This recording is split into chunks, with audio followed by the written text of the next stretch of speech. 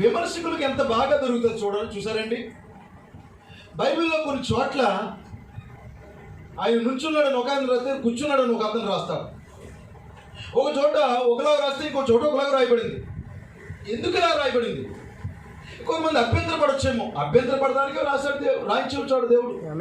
ప్రతిదీ కూడా దేవుని ఆత్మావేశం వల్ల లేఖనాలు కలిగినాయి. హల్లెలూయా. ఒక్కోసారి మన తర్జుమా తప్పులు ఉన్నాయి, నిజమేనంటారా? తర్జుమా తప్పులున్నా, వ్యక్తులు సరిగా రాయకపోయినా ఇదంతా సమస్తము సమకూడి దేవుని పిల్లలకి అనుకూలమే. హల్లెలూయా. మీకు ఇక్కడ అర్థం చేసుకోండి. ఇప్పుడు అబియా గురించి ప్రారంభించబడింది ఎలా ఉందో చూడండి. అతని పేరు అబియాము. ఫస్ట్ అక్కడ రాయబడింది. అతని తల్లి పేరు మయక. అతను 3 సంవత్సరాలు ఏలాడు. తన పితరులు చేసినట్లుగానే పాపం చేశాడని రాయబడింది అక్కడ. ఇంకా చూడమ్మా, అతని గురించి రాయబడింది.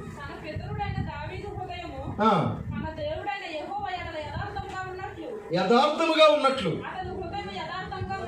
అతని హృదయం యథార్థంగా ఉండలేదు. చూసారండి, అతని గురించి ఫస్ట్ గ్రంథం రాయబడుతున్నప్పుడు ఎంత తప్పుడుగా రాయబడిందో చూడండి. హల్లెలూయా. నేను ముందుకు వెళ్ళాలని ఆశపడుతున్నాను. మెల్లిమెల్లిగా కొద్దిగా ముందుకు వెళ్ళి ఇందులో మన జీవితం ఇక్కడ ఎక్కడ ఉందో చూద్దాం, మన కాలం ఎక్కడుందో చూద్దాం దేవుని పిల్లలారా. హల్లెలూయా. ఎందుకంటే ప్రతి లేఖనంలో కూడా ఇప్పుడు మనం ఎక్కడున్నామో చూసుకోవాలి. అది పాత నిబంధనలో జరిగిపోయింది, కొత్త నిబంధనలో జరిగిపోయింది, చరిత్రలో జరిగిపోయింది, సంఘ సంస్కర్తల కాలంలో జరిగిపోయిందినా మన మధ్యలో జరగట్లేదు. అది ఒక వాక్యం 2-3 సార్లు అది నెరవేరతలేదా? బైబిల్లో ఒక వాక్యానికి కాంపౌండ్ మీనింగ్ లేదా? దేవుని స్తోత్రం కలుగును గాక.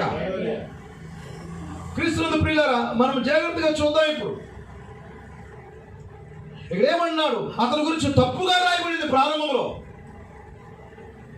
అతను ఒక తప్పుడు వ్యక్తి అన్నట్టుగా రాయబడింది. అక్కడ యథార్థంగా లేడని రాయబడుతుంది, తప్పుగా జీవిస్తాడని రాయబడింది. ఇంకా చదువమ్మా. దావీదు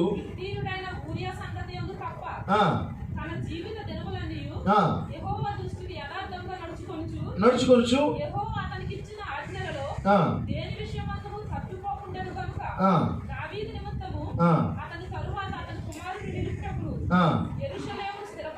స్థిరపరచుటకును అతని దేవుడైన యెహోవా యెరూషలేమునందు దావీదునకు దీపముగా అతన్ని ఉండనిచ్చెను. రెహబాము బతికిన దినములన్నీ అతనికి యెరోబామునకు యుద్ధం జరుగుచుండెను. అబియాము చేసిన ఇతర కార్యముల గురించి, అతడు చేసిన వాటిని గురించి యోధా రాజుల వృత్తాంతముల గ్రంథమందు రాయబడి ఉన్నది. అబియామునకును యెరోబామునకును యుద్ధము కలిగి ఉండెను. అబియాము తన పితరులతో కూడా నిద్రించగా వారు దావీదు పురమందు అతన్ని సమాధి చేసి అతని కుమారుడైన ఆసా అతనికి మారుగా రాజయ్యాడు. ఇతర ప్రారంభం నుంచి 15వ అధ్యాయం మొదటి నుంచి చివరి వరకు మనం చూస్తే ఎక్కడైనా అతను మంచిగా కనపడుతున్నాడో చెప్పండి. చనిపోయాడు తప్పితే అతను మంచిగా ఎక్కడ ఏమీ రాయబడలేదు.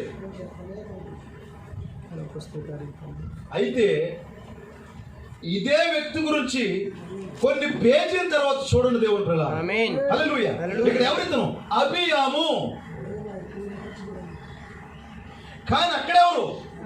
అబియా. చదవండి, అక్కడే రాయబడింది అతని గురించి.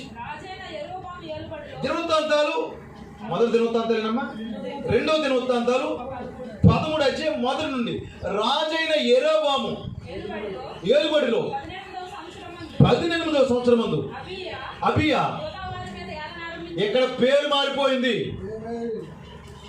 ఇంగ్లీష్లో మీరు చదివితే దేవుని పిల్లలారా, ఇంగ్లీష్లో చూడండి, అక్కడైతే అభిషామ్ అని ఉంటుంది, ఇక్కడైతే అభిజా. పేరులో ఏదో కలపబడింది అక్కడ. దేవుని స్తోత్రం కలుగును గాక. పేరులో హెచ్చు కలిసింది. హల్లెలూయా. కొన్ని పేజీల తర్వాత ఇదంతా జరుగుతుందండి. మొదటి జీవితం సరైనదిగా కనబడతలేదు. రాత్రి చదువుకున్నప్పుడు విమర్శకులకి ఏమో అక్కడ తప్పులు వెతుకుతుంటే ఇక్కడ ఈ కాలం వర్తమానం నిలబడింది. నాకు ఒక హేతువాదిని తీసుకుని ఆ బైబిల్ చదివి చెప్పమంటే అదంతా ఇదిగో రాజుల గ్రంథంలో అతను అభియామ్ అన్నాడు, ఇక్కడేమో దినవృత్తాంతాల్లో అభియా అని ఉంది. ఎవడు ఏది కరెక్టు? బైబిల్తో రాసింది దేవుడు అన్నారు కదా, దేవుడు రాయించాడు, మరి తప్పు లేదా ఇక్కడ? అక్కడేమో మిఖాయా ఉంది, ఇక్కడేమో మైకాన్ ఉంది, ఉరియల్ కుమార్తె ఉంది, ఇక్కడేమో ఇంకొక అభిషాలోము కుమార్తె ఉంది. ఏది కరెక్ట్? మీ బైబిల్ తప్పు అని చెప్తున్నారు.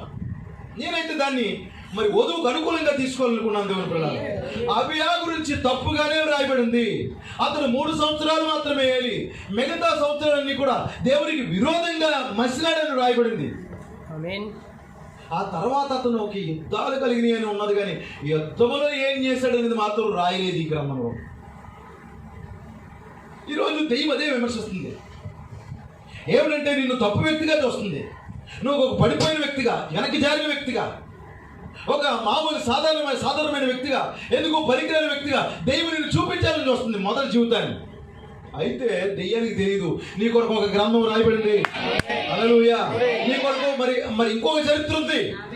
ఇక్కడ వాడికి నేర చరిత్రే కనబడుతుంది, ఇక్కడ పాపపు జీవితమే కనబడుతుంది, ఇక్కడ వ్యభిచార జీవితము, త్రాగుబోతు జీవితం, తప్పుడు జీవితము, ఇలాగ జీవితమే కనబడుతుంది. కానీ నీ కొరకు రాయబడిన గ్రంథంలో నీ కోసం కనీసం ఒక్క ఆరోపణ కూడా లేదన్న సంగతి వాడికి తెలియదు. హల్లెలూయా. అందుకే బైబిల్ సరిగా చదవండి. హల్లెలూయా. నిజంగానండి, మన పాత జీవితాన్ని వాడి దగ్గర ఎత్తుకున్నాడు. ఆ పాత జీవితాన్ని, ఆ వీడియోలనే డౌన్లోడ్ చేసుకున్నాడు, వాడు సేవ్ చేసుకున్నాడు, ఎప్పుడు అదే చూస్తున్నాడు. అయితే అదంతా గతించిపోయింది. దేవుడు తన రక్తం చేత వధువు శుద్ధి చేస్తాడు. ఆయన ముద్రలు తెరిచాడు. ఆయన ఆమె కొరకు, ఆ వధువు కొరకు చేసింది వాడికి తెలియక ఆ ముందే రాయబడింది అదే చూస్తున్నాడు. ఆ లేటెస్ట్ వెర్షన్ వాడికి అర్థం కాలేదు. ఆ పేరు లోపల ఏదో కలపబడింది. అక్కడ ఎం ఉంటే ఇక్కడైతే హెచ్ కలపబడింది. దేవుని స్తోత్రం కలుగును గాక. అదే రాజు, అదే రాజు అండి. కానీ ఏముంది అక్కడ? పేరులో ఏదో కలపబడింది. అబ్రాము ఏమి లేదండి, హెచ్చు కలిపాడండి ఆయన. హల్లెలూయా. శారాయి అది తీసేశాడు, శారా. దేవుని స్తోత్రం కలుగును గాక. పేరు మారింది. నేను అనేది ఇప్పుడు ఏంటంటే, ఖచ్చితంగా పేర్ల అభిషేకం ఉంది, పేరు మార్చుకోవాలి. అయితే భౌతికంగా కొంతమంది ఏంటంటే ఆ పేరుతో పిలువబడతారు, కానీ ఆ జీవితాన్ని జీవించరు. ప్రియమైన దేవుని పిల్లలారా, ఖచ్చితంగా ఆ జీవితాన్ని నువ్వు జీవించాలి. నేను రాత్రి చదువుతున్నప్పుడు నాకు భలే ఆశ్చర్యం వేసింది.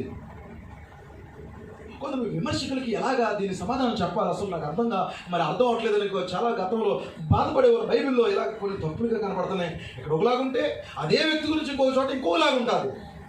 ఇదంతా ఏమిటంటే ఇక్కడ అతను తప్పులు కనపడుతుంటే అక్కడ చేసిన నీతి కార్యాలు కనపడుతున్నాయి. దేవుని పిల్లలు, అది మన జీవితానికి అన్వయించుకుంటే ఒకప్పుడు నువ్వు పాపివి, విగ్రహాలుగాలివి, భయంకర వ్యభిచారివి, తాగుబోతువి, అదైతే ముందుది.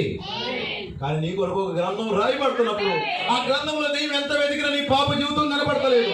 నువ్వు నీతిమంతుడైన వ్యక్తివి, నీతిమంతురాలైన వ్యక్తివి, పరిశుద్ధమైన వధువువి, నిష్కళంకమైన వధువువి. హల్లెలూయా.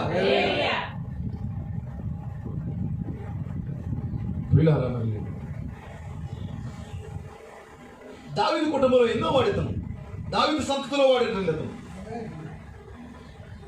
ఇతను యోధా గోత్రం వాడు, దావీదు సంతతి వాడు. దావీదు తర్వాత రాజు ఎవరు? సొలొమోను. తర్వాత రాజు ఎవరు? రెహబాము. ఆ తర్వాత రాజే అబియా. మీకు అర్థమవుతుందా దేవుని పిల్లలారా? దేవుని స్తోత్రం కలుగును గాక. 4 జీవులు మీకు అర్థమవుతున్నాయా? ఇతను 4వ వ్యక్తి. దావీదు రాజు, దావీదు తర్వాత సొలొమోను రాజు, సొలొమోను తర్వాత రెహబాము రాజు. అయితే రెహబాము తర్వాత వచ్చినోడే అబియా. ఇతని పేరుకే హెచ్చు కలపబడింది.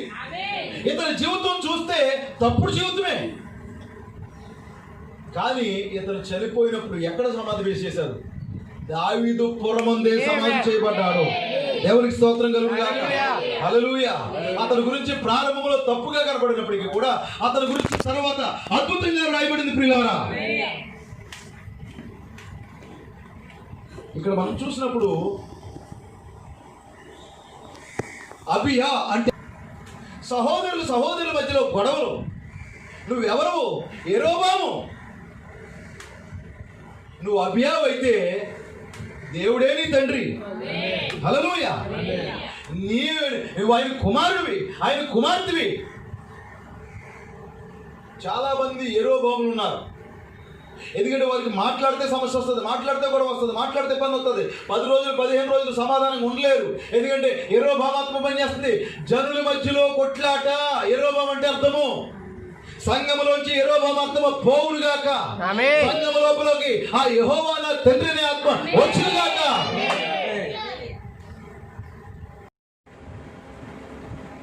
ఎవరి లోపల ఏం ఆత్మ పనిచేస్తుందో గమనించుకోండి పిల్ల. ఈ కొట్లాట,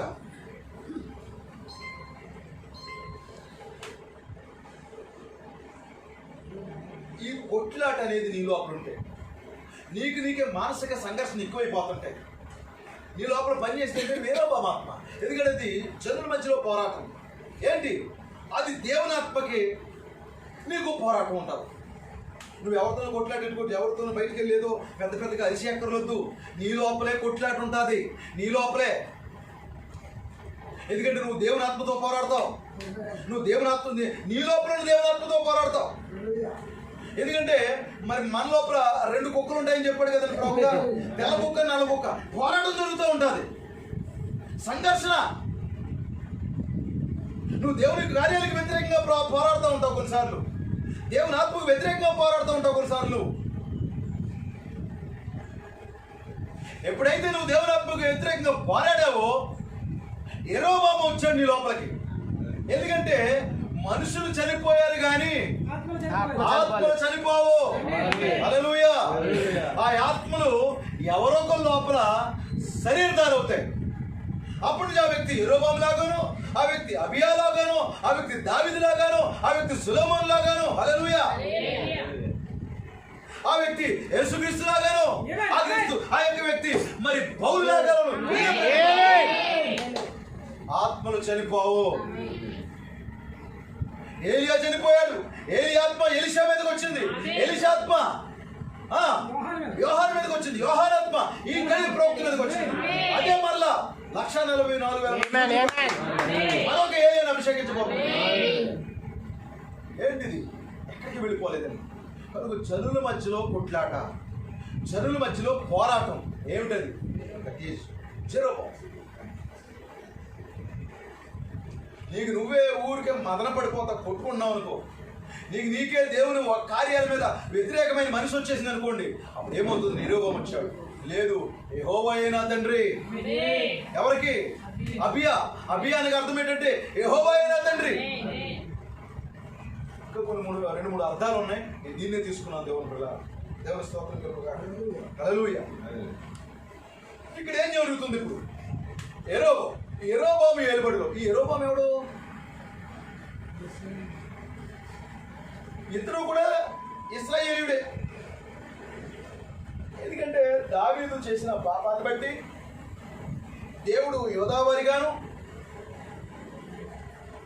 ఇశ్రాయేలీయులుగాను 2గా వారు విడిపోయారు. దేవుని పిల్లల అందరూ ఒక పెట్టలే.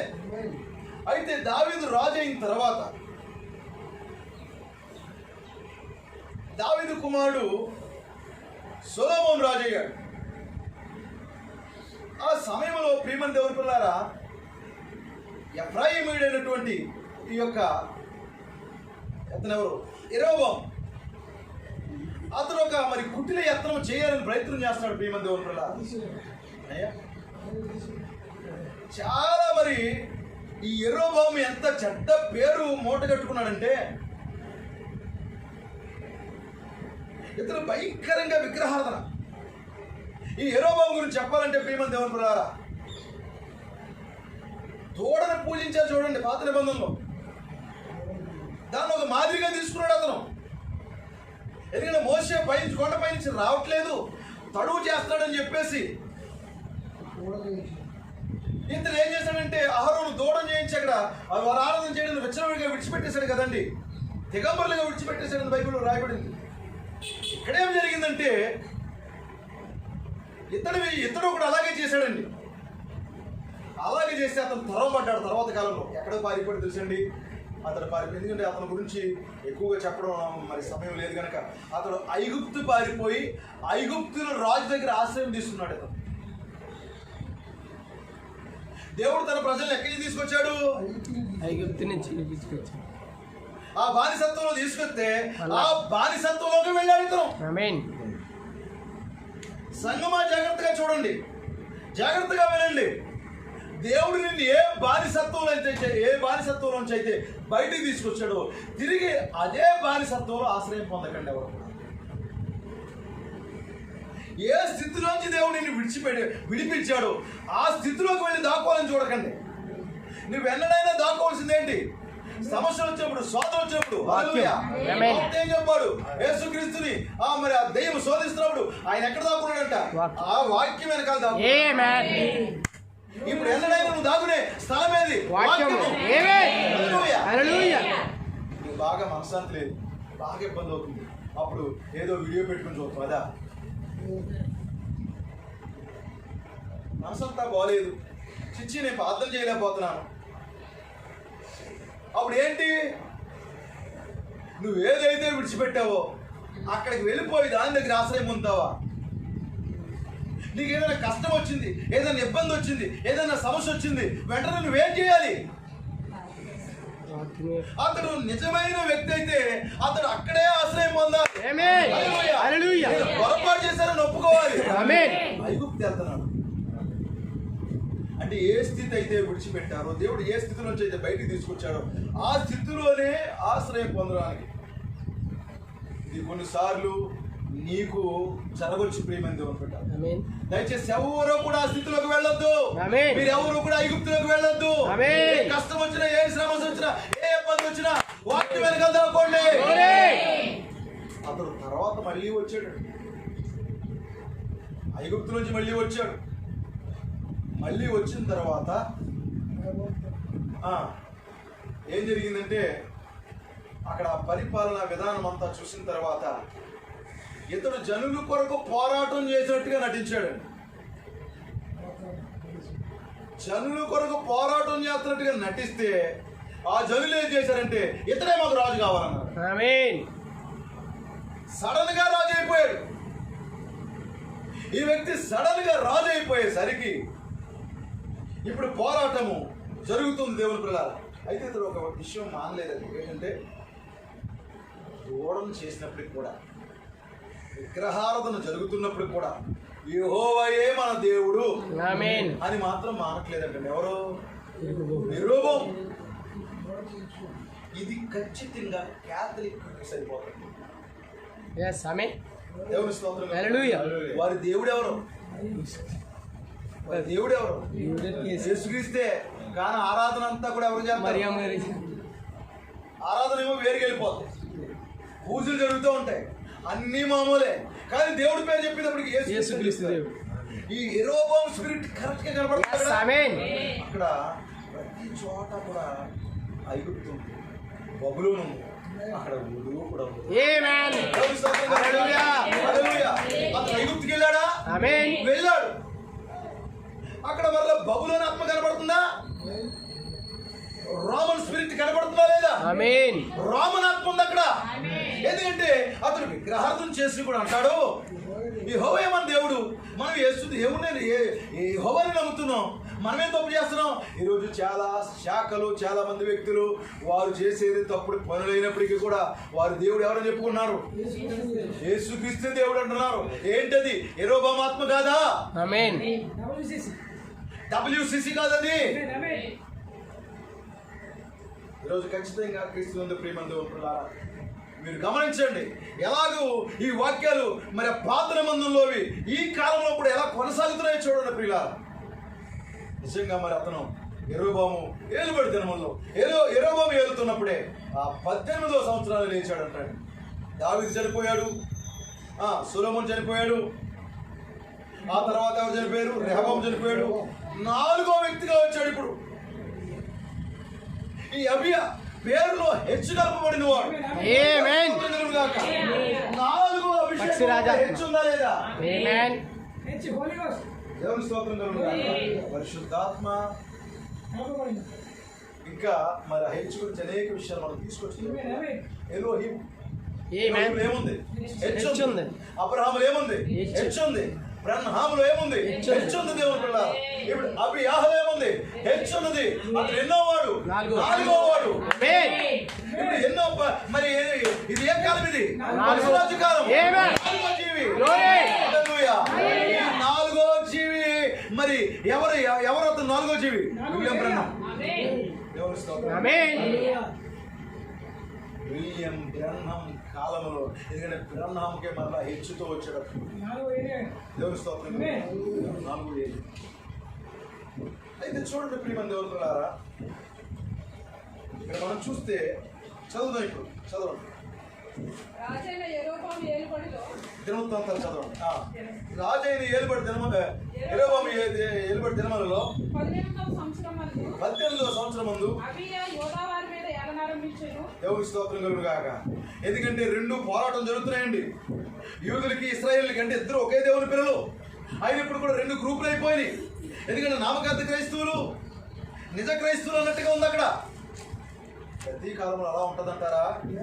ఎందుకంటే దేవుని పిల్లలు ఉన్నారు, అసలైన దేవుని పిల్లలు, దేవుని పిల్లలు అని పడేవారు ఉన్నారు.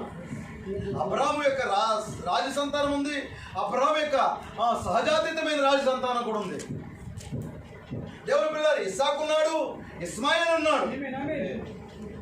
దేవుని స్తోత్రం కలుగుగా. ఎందుకంటే ప్రతి కాలంలో కూడా యోధా గోత్రము, ఇశ్రాయేల్ గోత్రము అంటున్నారండి. యోధా గోత్రము, ఇశ్రాయేల్ గోత్రము ప్రతి కాలంలో ఈ 2 ఉన్నాయి. ప్రియమైన దేవుని పిల్లలు, చాలా మందికి అర్థం కాదండి. కొంచెం ఇక్కడ నేను వివరించాలనుకుంటున్నాను. దేవునికి మహిమ కలుగునుగా. ఎందుకంటే సహోదరులారా, చాలా మందికి ఏమనుకుంటారంటే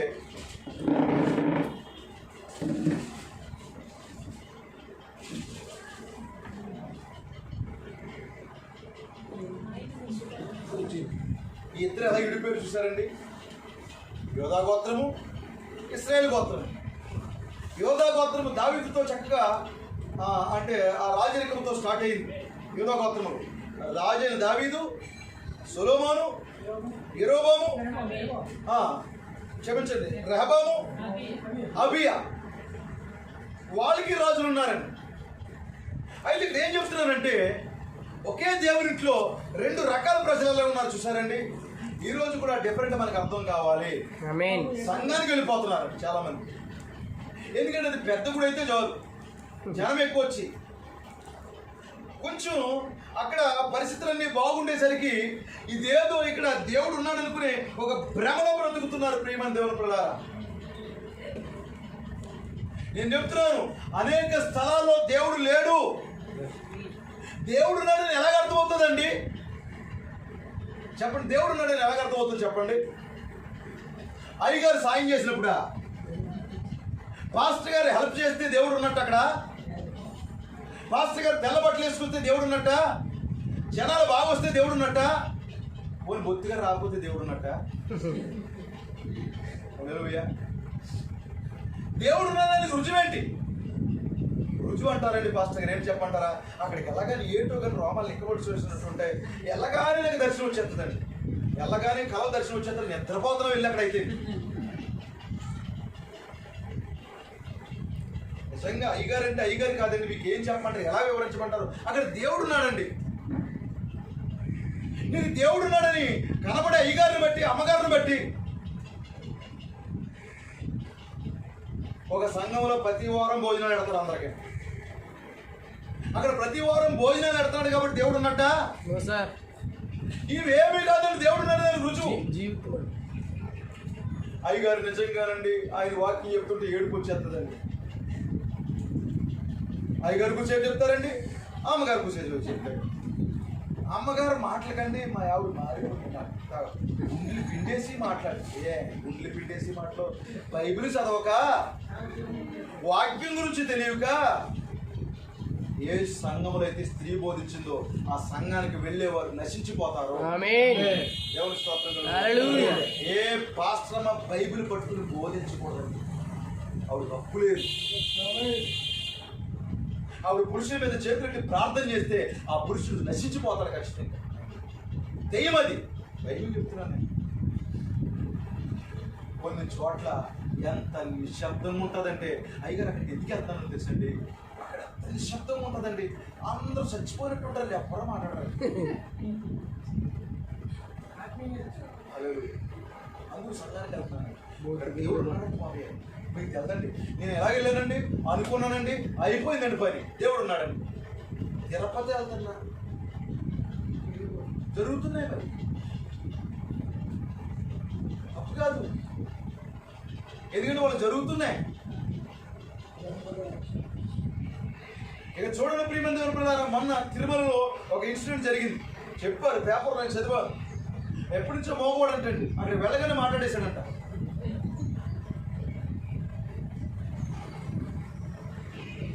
దేవుని పిల్లలారా, జరిగే ప్రతి చోట దేవుడు ఉన్నాడని రుజువేంటి? మనం ఎవరు విమర్శించట్లేదు, జరిగితే జరుగుండొచ్చు. అక్కడ మరియమ్మ కొండకి వెళ్ళాడు, అక్కడ ఏదో మొక్కున్నాడు. మరియమ్మ కొండకి వెళ్ళి గుండు కొట్టించుకుని నీకు 1000 రూపాయలు కానిపించుకున్న పని అంటే ఆయన అన్ని ఇల్లు కట్టేశాడు. ఇక అక్కడ దేవుడు ఉన్నట్ట. అదే నా దేవుని చూసే విధానము. నేను అలాగనుకున్నాను. అక్కడ సైలెంట్గా ఉన్నారండి, అందరూ చప్పట్లు కొడుతుంటే చాలా బాగుందండి. అక్కడ పాటలు బలి పాడతారండి బాబు, ఆర్కెస్ట్రా బాగుందండి. వైరు అయ్యగారు చెప్తే నమ్మరండి, మా పాస్టర్ గారు అలా పలికితే మాట్లాడుతుంటే పరిశుద్ధాత్మ వచ్చేస్తారు, భాషలు మాట్లాడతారండి. అబ్బాబ్బాబ్బా అంటారండి బాబు. నాకు ఎంత ఆనందం ఉంటుంది ఆ భాషలు మాట్లాడితే. దేవుడు ఉన్నాడా? ఊరికి గందరగోళం చేసి, గ్రామం అంతా అల్లిపించేసి, భయపెట్టేసి, అరిచేసి, అయ్యో భాషలు మాట్లాడేస్తుంటే ఎందుకండి భ్రమపడుతున్నారు మనుషులు? ఎందుకంటే అక్కడ దేవుడు ఉన్నాడని నమ్ముతున్నారు. ఒకే ఇంట్లో యూదులు, ఇశ్రాయేలీలు వీళ్ళందరూ యాకోబు నుంచి వచ్చినాడు కదా. యాకోబు కదా పేరు పెడతా దేవుడు ఇశ్రాయేలు అని. హల్లెలూయా. ఏంటంటే మరి ఎందుకండి ఈ డిఫరెన్స్ ఎందుకు వచ్చిందండి? యెరోబాముకి ఈ అభియాకి ఏం జరిగిందండి ఇక్కడ? ఈరోజు నిజమైన సంఘము, అబద్ధపు సంఘం ఎందుకు అర్థం కావట్లేదు మనుషులకి?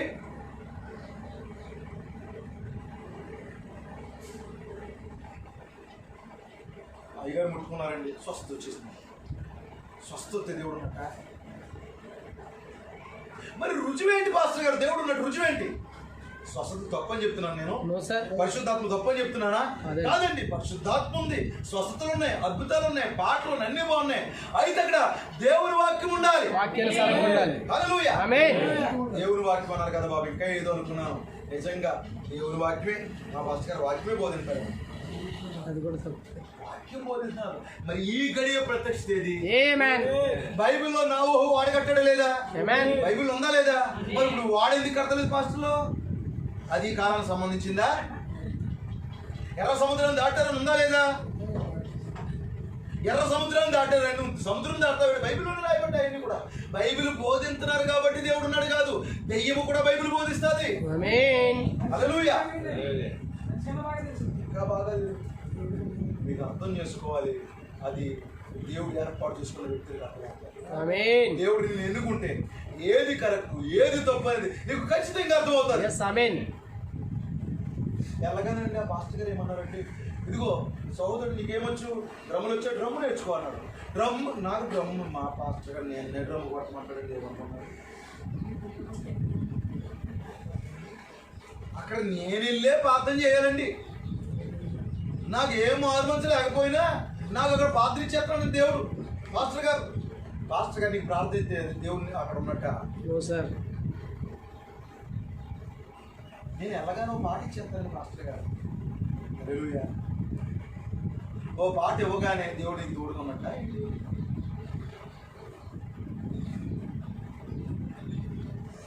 నీవు చాలా మందిని అభిషేకించి గొప్ప పాటగాళ్ళు ఉన్నారు. వాళ్ళందరితో దేవుడు ఉన్నట్ట, సంఘాల్లో దేవుడు ఉన్నట్ట. ఒక వ్యక్తి పాడుతుంటేనండి అతని జీవితానికి ఆ పాటకి సంబంధం లేకపోయినా ఎంత స్వీట్నెస్ ఉంటుంది. ఆయన పాడాడు, సువార్త చేయుటయే నాకున్న భారము, ఏదో మా పాట మర్చిపోయాను. సువార్త చాటుటకు నేను సాగిపోయేదను, సువార్త చేయుటయే నాకున్న భాగ్యము. భారము నేను బాగా పాడలేకపోయాను. ఆయన ఇంకా చక్కగా కళలు వేసి చక్కగా పాడాడు. ఏనాడైనా సువార్త చెప్పాడా? సూపర్ స్పిరిట్ అదే దేవుడు ఉన్నట్ట జనాలకు అర్థం కాదు. ఎలాగానే పాత్రిచ్చేది, ఎలాగానే అక్కడ పొగడాలి, ఎలాగానే పాటించేది, అప్పుడు అక్కడ దేవుడు ఉన్నట్టు లెక్క. లైక్ పైకి చూసాం, వెహికల్ గట్టి అనుకుంటా, అయ్యగారు చిన్న పాస్టర్ అనుకుంటా. ఎంతమంది గట్టిగా ఎక్కడితే 15 మంది లేరు. ఇది పెద్దగా ఏం కాదేమో. యేసుప్రభు సంఘంలో 12 మంది ఉన్నారు. యేసుప్రభు సంఘంలో 12 మందిలో ఒకడు యోధ. అందరూ వెళ్ళిపోయేవారు ఆయన ప్రసంగానికి. ఇప్పుడు ఆయన పెద్ద పాస్టరా, లేకపోతే మిగతా 1000 మంది, 5000 మంది, 10,000 మంది, 20,000 మంది ఒక్కొక్క ఆరాధనకి వచ్చేవాడు పెద్ద పాస్టరా? పెద్ద పాస్టర్, చిన్న పాస్టర్ కట్టిన అంగీలను బట్టి, వేసిన డ్రెస్సులు బట్టి కాదండి, దేవుడు ఎన్నుకున్న వ్యక్తిని బట్టి, పిలిచిన వ్యక్తి తేడాగా ఉంటాడు. అతడు వాక్యంతో నిలబడి ఉంటాడు. అతని గొప్పతనాలు అక్కర్లొద్దు, మధ్యలో రెవరెండ్లు అక్కర్లొద్దు, బిషప్ అక్కర్లొద్దు, గొప్ప దైవజనుల పేరే బిరుదులు అక్కర్లొద్దు. హల్లెలూయా. అతడు అడవిలోంచి వచ్చుండు, చదువుకోలేకపోవచ్చు కానీ అతడు దేవుడు ఎన్నుకున్న వ్యక్తి.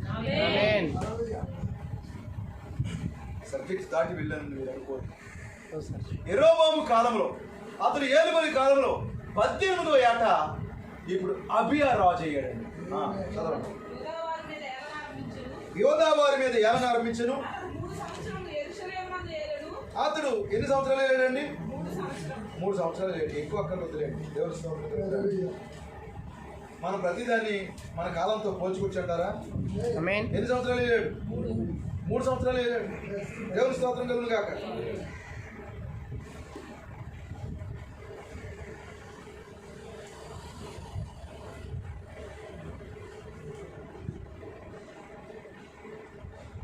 కేవలం మరి అతను 3 సంవత్సరాలు వెళ్ళాడని మనం చూస్తున్నాం. ఈ భక్తి ఎన్ని మెట్లు ఉంది? 3 మెట్లు దేవుని పిల్లల. ఏంటది? నీతీకరణ, శుద్ధీకరణ, పరిశుద్ధాత్మ పొందుకోవాలి. మరి బైబిల్లో మన వాక్యములు వర్తమానంలో మనకి ఎన్ని ఇడుపులు చూస్తున్నాం? 3 ఇడుపులు చూస్తున్నాం దేవుని పిల్లల. అతను ఎన్ని సంవత్సరాలు వెళ్ళాడు? 3 సంవత్సరాలు వెళ్ళాడు. అతడు ఎన్నోవాడు? యోధా రాజుల వంశంలో 4వ వాడు. హల్లెలూయా. ప్రతి దానికి లెక్క ఉందా లేదా? అతడు 4వ వాడు. ఎన్ని సంవత్సరాలు వెళ్ళాడు? 3 సంవత్సరాలు వెళ్ళాడు. 50 ఏళ్ళు ఏలవలసిన అవసరం లేదని సరిగా చేస్తేనండి. స్తోత్రం కలుగును. సరైన భక్తి చేస్తే ఎన్నో ఏళ్ళు బతకక్కర్లొద్దండి. 3 సంవత్సరాలు ఏలాడు. అతని తల్లి పేరు మీకాయ. అతడు గిబియా ఊరివాడైన ఊరియలు కుమార్తె అబియాహును, అబియాముకును, యెరోబాముకును యుద్ధము కలుగగా అబియా 4వ వాడు కదండి, 4 లక్షల మందిని ఏర్పాటు చేసుకున్నాడు. అక్కడ ఇతను సైన్యం తక్కువే ఉంది. ఇతడు 4 లక్షల మందిని ఏర్పాటు చేసుకున్నాడు యుద్ధానికి. ఎందుకు? ఎవరి మీద? సంఘ శాఖల మీద. సంఘ శాఖల మీద అంటే అప్పుడు యుద్ధము భౌతికం జరిగేది. ఇప్పుడు యుద్ధం ఏంటి? ఆత్మీయ యుద్ధము. అందుకే ప్రవక్త ఏమన్నాడు? మనము వ్యక్తులకు వ్యతిరేకం కాదు, కానీ వారు అనుసరించే విధానాలుగా వ్యతిరేకం, వారు ఆచరించే పండగలకు వ్యతిరేకం. ఆ వ్యక్తులతో ఎప్పుడు పోరాటం చేయకూడదు, ఆ వ్యక్తులు ఎప్పుడు అనకూడదు. దేవుని పిల్లారా, ఆ వ్యక్తులు మంచి వ్యక్తులే, కానీ వారు అనుసరించే విధానాలకు పోరాటం. ఇప్పుడు యోధా రాజు అయినటువంటి అబియా యెరోబాము మీదకి యుద్ధానికి లేచాడు లేదా? 44 లక్షల మందితో వచ్చాడండి. అతడైతే 8 లక్షలతో వచ్చాడు. యెరోబామును 8 లక్షల మంది పరాక్రమశాలులను ఏర్పరచుకొని నీకంటే బలవంతుడిగా కనపడతాడండి అతను. 4 లక్షలు నీకు 4, వాడికి 8 ఉన్నాయి. డబల్ ఉంది వాడికి. అయితే వాడికి తెలియదు మనకి డబల్. దేవునికి మహిమ కలుగును కాక. మనకి డబల్ పర్సన్ స్పిరిట్ ఉందా లేదా?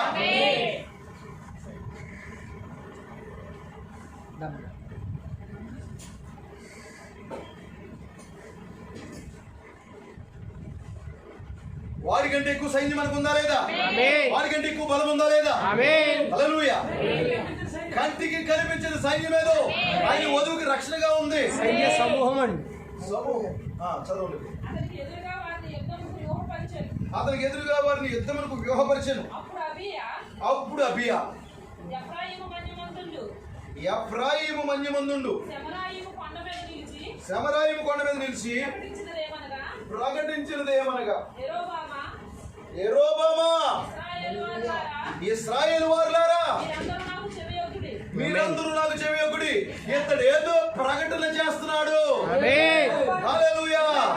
ఇతడు యుద్ధానికి ముందేదో ఏదో ప్రకటన చేస్తున్నాడు. చేయవలసింది యుద్ధమా ప్రసంగమా? యుద్ధం చేయాలండి.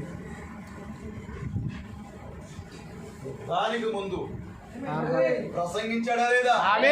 పేరులో హెచ్చు కలపబడిన వాడు. హల్లెలూయా. పేరులో హెచ్చు కలపబడిన వాడు యుద్ధానికి ముందు ఏం చేస్తాడు? ప్రసంగం చేస్తాడు. దెయ్యముతో పోరాటానికి ముందు వాక్యాన్ని బోధిస్తున్నాడు. చెవి యొగ్గిన మాటలు వినండి. ఇశ్రాయేలు రాజ్యమును ఎల్లప్పుడూ ఏలునట్లుగా ఇశ్రాయేలీయుల దేవుడైన యెహోవా దావీదుతోనూ అతని సంతతి వారితోనూ భంగము కాజాలని నిబంధన చేసి ఏమన్నాడు? భంగము కాజాలని నిబంధన. దీన్ని ఇంగ్లీష్ ఏమన్నాడు? Covenant of salt. ఉప్పు నిబంధన. ఈ నిబంధన గురించి కొద్దిగా మనం వివరించుకున్న తర్వాత ముందుకు వెళదాం. దేవుడు కూడా ఈ అబియా అంటున్నాడు, రాగానే ప్రకటిస్తున్నాడు ఉప్పు నిబంధన జరిగింది. దావీదుతోనూ అతని సంతతి వారితోనూ దేవుడు ఒక నిబంధన చేశాడయ్యా. అదేంటంటే ఆ కౌనెంట్ అంటే కౌనెంట్ ఆఫ్ సాల్ట్ అన్నాడు. లేవేకన్నా చదవండి. 2:13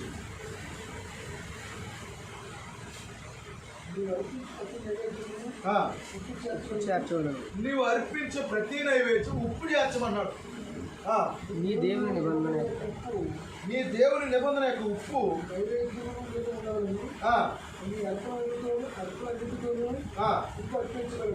నీ అర్పణాలు అన్నిటితో ఉప్పు అర్పించాలంట. ఉప్పు ఉండాలంట పాపం. దేవుడు పాత నిబంధనలో అర్పణ విషయంలో కూడా ఉప్పు కలపమన్నాడండి. అయితే ఉప్పు 2 దైవిక లక్షణాలు కలిగి ఉంటుంది అన్నాడు. ఒకటి ఏంటంటే కృపకు సాదృశ్యం అంటండి. రెండోది ఏంటంటే న్యాయానికి సాదృశ్యం. అది ఎంతమందికి అర్థమైంది? ఎందుకు ఉప్పు కలపమన్నాడు? అందులో కృప ఉన్నది, అందులో న్యాయం ఉన్నది. 2 దైవిక లక్షణాలు కలిగి ఉంది ఉప్పు. అందుకే దేవుడు కలపమన్నాడు దాన్ని. ఆ తర్వాత ఉప్పు ఏం చేస్తుంది? ఆహారాన్ని నిల్వ చేస్తుంది కొన్ని చోట్ల. ఎందుకంటే మాంసాన్ని నిల్వ చేసినప్పుడు ఉప్పు కలుపుతారు అక్కడ. ఇది ఆహారానికి రుచి ఇస్తుంది. చూడండి, ఇశ్రాయేలు వారి యొక్క ఒడంబడికకు మరి సూచనగా వారు ఉప్పును ఉపయోగిస్తారండి. వారు ఎప్పుడైనా ఒక నిబంధన చేసుకున్నప్పుడు అక్కడ ఉప్పును ఉపయోగిస్తారండి. ఇది ఇంకా మరి ఇంకొక 2 కార్యాలు ఉన్నాయి. ఏంటంటే ఇది స్నేహానికి సంకేతం అంటండి. ఇది కలపడం ద్వారా టేస్ట్ వస్తుంది, కానీ టేస్ట్ పోదండి. ఎందుకంటే తగిన మోతాదులో ఉప్పు కలిపితే టేస్ట్ వస్తుందా? స్నేహం పెరుగుతుందా పెరగదా? దేవుని స్తోత్రం కలుగును కాక. అప్పటి వరకు నువ్వు కలిపిన ఐటెంలన్నీ ఎలా ఉంటాయి? చప్పగా ఉంటాయి. నువ్వేది ముట్టుకో, ఎన్నో రకాల పదార్థాలు అందులో పెట్టావు, కూరలో ఉండవు. కూరలో వండిన తర్వాత అవన్నీ కలిపిన తర్వాత నువ్వు తిందారంటే అన్నీ ఒక రకంగానే ఉన్నాయి, చప్పగా ఉన్నాయి, టేస్ట్ లేదు. దానికి కొంచెం సాల్ట్ యాడ్ చేసావు. యాడ్ చేయగానే నువ్వు ఏది ముట్టుకున్నా టేస్ట్గానే ఉంటుంది దేవుని.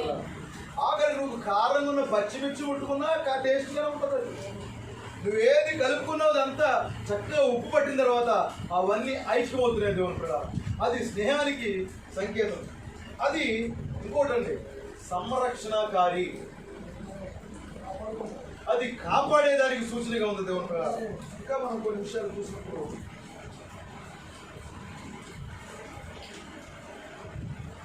ఉప్పుని నిల్వ చేయడానికి ఉపయోగిస్తారు, ఉప్పుని రుచిగా ఉపయోగిస్తారండి. యోగ గ్రంథంలో 6:6 అలాగే కొలసీ పత్రిక 3:12 కూడా మనం చూస్తాము. అలాగే చూడండి, యెషయా గ్రంథం ఒకసారి చదువుతాం, 30:24. యెషయా గ్రంథం 30:24.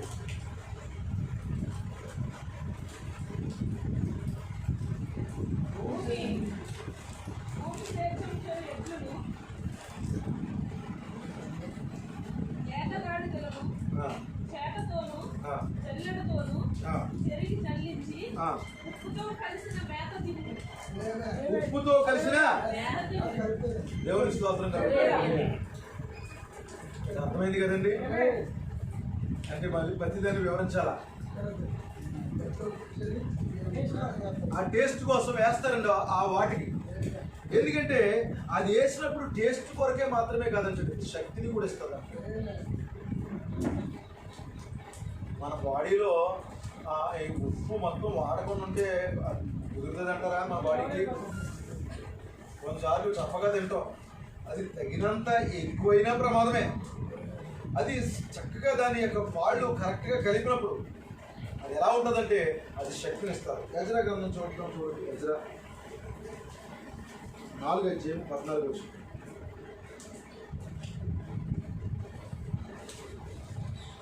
ఉప్పు అనేది ఉప్పు సారబెట్టే శక్తిని ఇస్తుంది.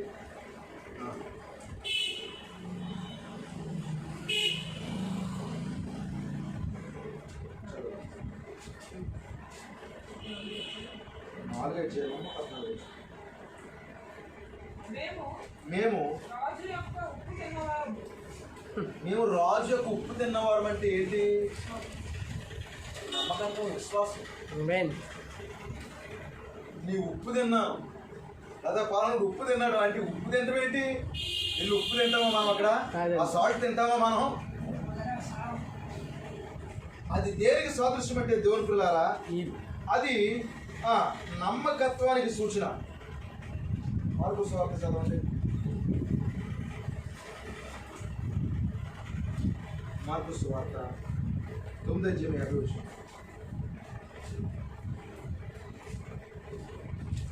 మంచిదే కానీ ఇప్పుడు నిస్సారమైన ఏవా దేని వలన మీరు దానికి సారం కలిగేరు? సరేండి, ఇప్పుడు ఉప్పు అనేది సారానికి సాదృశ్యం, ఉప్పు అనేది నమ్మకానికి సాదృశ్యం, ఉప్పు అనేది శక్తికి సాదృశ్యం, ఉప్పు అనేది స్నేహానికి సాదృశ్యం, కృపకు సాదృశ్యం, న్యాయానికి సాదృశ్యం. ఇన్ని లక్షణాలు ఉన్నాయంటారు ఉప్పులోని. దేవుని స్తోత్రం కలుగును గాక.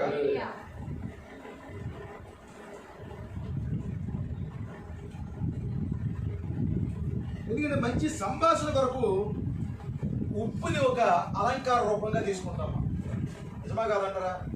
మన మాటలు ఎలా కూడా ఉప్పు వేసినట్టు ఉండాలంటే ఏంటది? రుచిగా ఉండాలి. అక్కడ ఒక మంచి సంభాషణకు ఒక అలంకార రూపమే ఉప్పు. అందుకే దేవుడు పాత నిబంధనలో కొత్త నిబంధనలో కూడా దాన్ని ప్రస్తావన చేశాడు. ఇప్పుడు అది నిబంధన చేసుకునేటప్పుడు వాడేవారు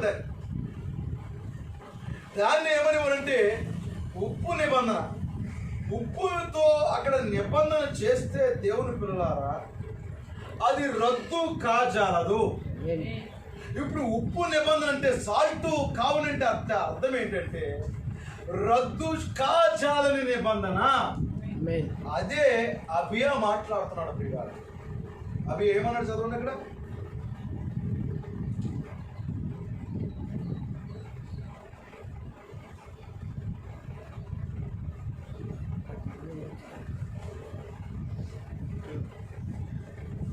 నా మాట వినండి అని చెప్పి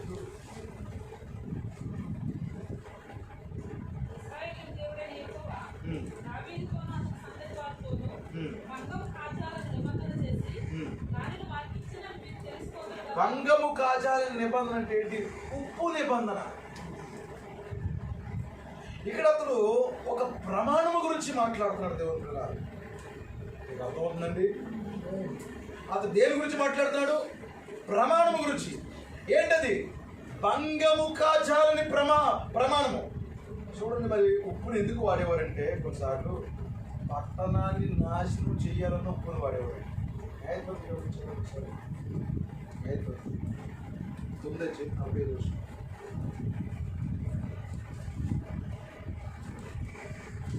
అదేమంటే అభిమేలకుగా పట్టణస్థులతో ఎదురు చేసి పట్టణంలో చుట్టూ అందులో ఉన్న జనులను చంపి పట్టణం పడగొట్టి దాని స్థలంలో ఉప్పు చేయలేదు. దేవుని స్తోత్రం. ఏం చేశాడంట? పట్టణాన్ని పడగొట్టి ఆ పట్టణం అంతట్లో ఏం చేయాడంట? ఉప్పు చల్లాడు.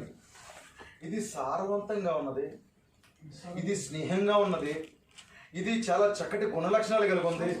అలాగే నమ్మకత్వానికి, విశ్వాసానికి, సమాధానానికి సాదృశ్యం, అలాగే మంచి సంభాషణకి అలంకార రూపం. అలాగే తేడా వస్తే అక్కడ నాశనానికి కూడా ఉపయోగించే ఒక పదార్థం ఇది. దానికే ఈ అభియా మాట్లాడుతున్నాడు. దేవుడు ఏం చేశాడు తెలుసా? మనతో ఉప్పు నిబంధన చేశాడు. భంగము కాజాలని, రద్దుపరచాలని ఒక నిబంధన. ఈ చివరి దినాల్లో కూడా దేవుడు ఒక నిబంధన చేశాడు మనతో నిబంధన ఏంటి? ప్రమాణము. మనకు ప్రమాణం జరిగిందంటారా? హల్లెలూయా. ఎక్కడ ప్రమాణం జరిగిందండి? మనకు ప్రమాణం జరగలేదా? ప్రతిసారి మనం మాట్లాడుకునేది ఏది? దేవుడు ఈ కాలంలో మనతో ప్రమాణం చేయలేదా? వెంటనే ఆమె అని చెప్పి చాలా స్పీడ్ అయిపోయేవారు. దేవుడు మన కాలంలో అదే మరి హల్లెలూయా. పాములు లేరన్నమాట. మీరు ఒట్టి పెట్టుకున్నాడా లేదా? ఏం చేశాడు? ఆలస్యం ఉండదు, ఒట్టి పెట్టుకున్నాడు. ఏమిటది? భంగము కాజాలని నిబంధన. ఏమిటది? ఉప్పు నిబంధన. హల్లెలూయా. ఎందుకంటే ఆ ఉప్పు అక్కడ ఉన్నదనుకోండి, ఆ నిబంధన రద్దవుతుందా? రద్దవదు. ఇప్పుడు మరి ప్రకటన గ్రంథం 10వ అధ్యాయంలో ఉప్పు ఎక్కడ ఉందండి? చెప్పండి. ఉప్పు నిబంధన జరిగింది అన్నాను కదా, విన్నామా? భూమిని అందులో ఉన్న వాటిని అది కదండి. ప్రకటన గ్రంథంలో చదవక్కర్లొద్దు. ఉప్పు ఎక్కడ ఉంది? ఆయన ఒట్టి పెట్టుకున్నాడు కదా, ఉప్పు నిబంధన చేయరు కదా. మరి ఉప్పు ఎక్కడ ఉంది? అక్కడ చెప్పాలి. ఉప్పు ఒట్టి పెట్టుకున్నదే ఉప్పు. ఆయనే ఉప్పు అయి ఉన్నాడు, ఆయనే కృపై ఉన్నాడు, ఆయనే న్యాయమై ఉన్నాడు, ఆయనే సమాధానమై ఉన్నాడు, ఆయనే నమ్మకమై ఉన్నాడు. అన్నీ ఆయనేనా? ఇప్పుడు ప్రకటన గ్రంథంలో ఉప్పు నిబంధన జరిగిందా లేదా? దేవుని స్తోత్రం కలుగుగాక. ఆయన రద్దు చేయజాలని మరి నిబంధన చేశాడా లేదా మనకి ఈ కాలంలో? అదే ప్రకటిస్తున్నాడు. ఎవరు? అభియా. ఇతని గురించి తప్పుగా రాయబడిందా ఫస్ట్? కానీ తర్వాత ఎలా రాయబడింది? బాగా రాయబడిందా లేదా? ఈ కుటుంబం గురించి ఫస్ట్ తప్పుగా రాయబడిందా లేదా? ఆ తర్వాత ఇతని గురించి ప్రపంచం అంతా హల్లెలూయా. అలాగే అతని గురించి గ్రంథంలో సరిగా రాయబడిందా లేదా? ఇప్పుడు ప్రారంభంలో భౌతికంగా నువ్వు తప్పుడు వ్యక్తి అయి ఉండొచ్చు, నువ్వు తిరుగుబోతు అయి ఉండొచ్చు, తాగుబోతు అయి ఉండొచ్చు. అయితే నీ కొరకు దేవుడు గ్రంథాన్ని రాస్తున్నప్పుడు అందులో తప్పులు రాయలేదు. ఆ రెండోసారి రాయబడినటువంటి ఆ గ్రంథంలోంచి మాట్లాడుతున్నాడు అభియా.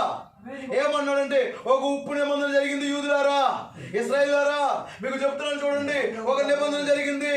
ఇప్పుడు ప్రకటన గ్రంథంలో మన కొరకు నిబంధన జరిగింది. నిబంధన చేసేదే ఉప్పు అనేది. అర్థమైందా? ఇప్పుడు చదవండి. అయినను దావీదు కుమారుడైన సొలొమోనుకు దాసుడును నెబాతు కుమారుడు నాకు యెరోబాము పనికిమాలిన దుష్టులతో కలిసి. ఎవరితో కలిసాడంటే పాపం? పనికిమాలిన దుష్టులతో. పనిలేని పనికిమాలిన దుష్టులందరితో కూడా కలిసి లేచి తన యజమానుడి మీద తిరుగుబాటు చేశాను. తన యజమానుడి మీద ఎవరతను? రెహబాము మీద తిరుగుబాటు చేశాడండి ఇతను. ఇతడు రెహబాము మీద తిరుగుబాటు చేశాడు. సొలొమోను కుమారుడైన రెహబాము ఇంకను బాల్య దశలో ఉండి ధైర్యం లేనివాడే వారిని ఎదిరించుటకు తగిన శక్తి లేకున్నప్పుడు అతనితో ఈ యెరోబాము చేసిన తప్పులు ఏంటో తెలుసండి. ఎందుకంటే మనం చదివాం కదా, మనం పోయిన వారం చెప్పుకున్నాం కదా, ఆ గొలియాతు దావీదుతో కూడా యుద్ధం చేయడానికి వస్తున్నాడు. దావీదును కూడా చంపడానికి వస్తున్నాడు. అయితే దేవుడు చూస్తున్నాడు ఇదంతా కూడా.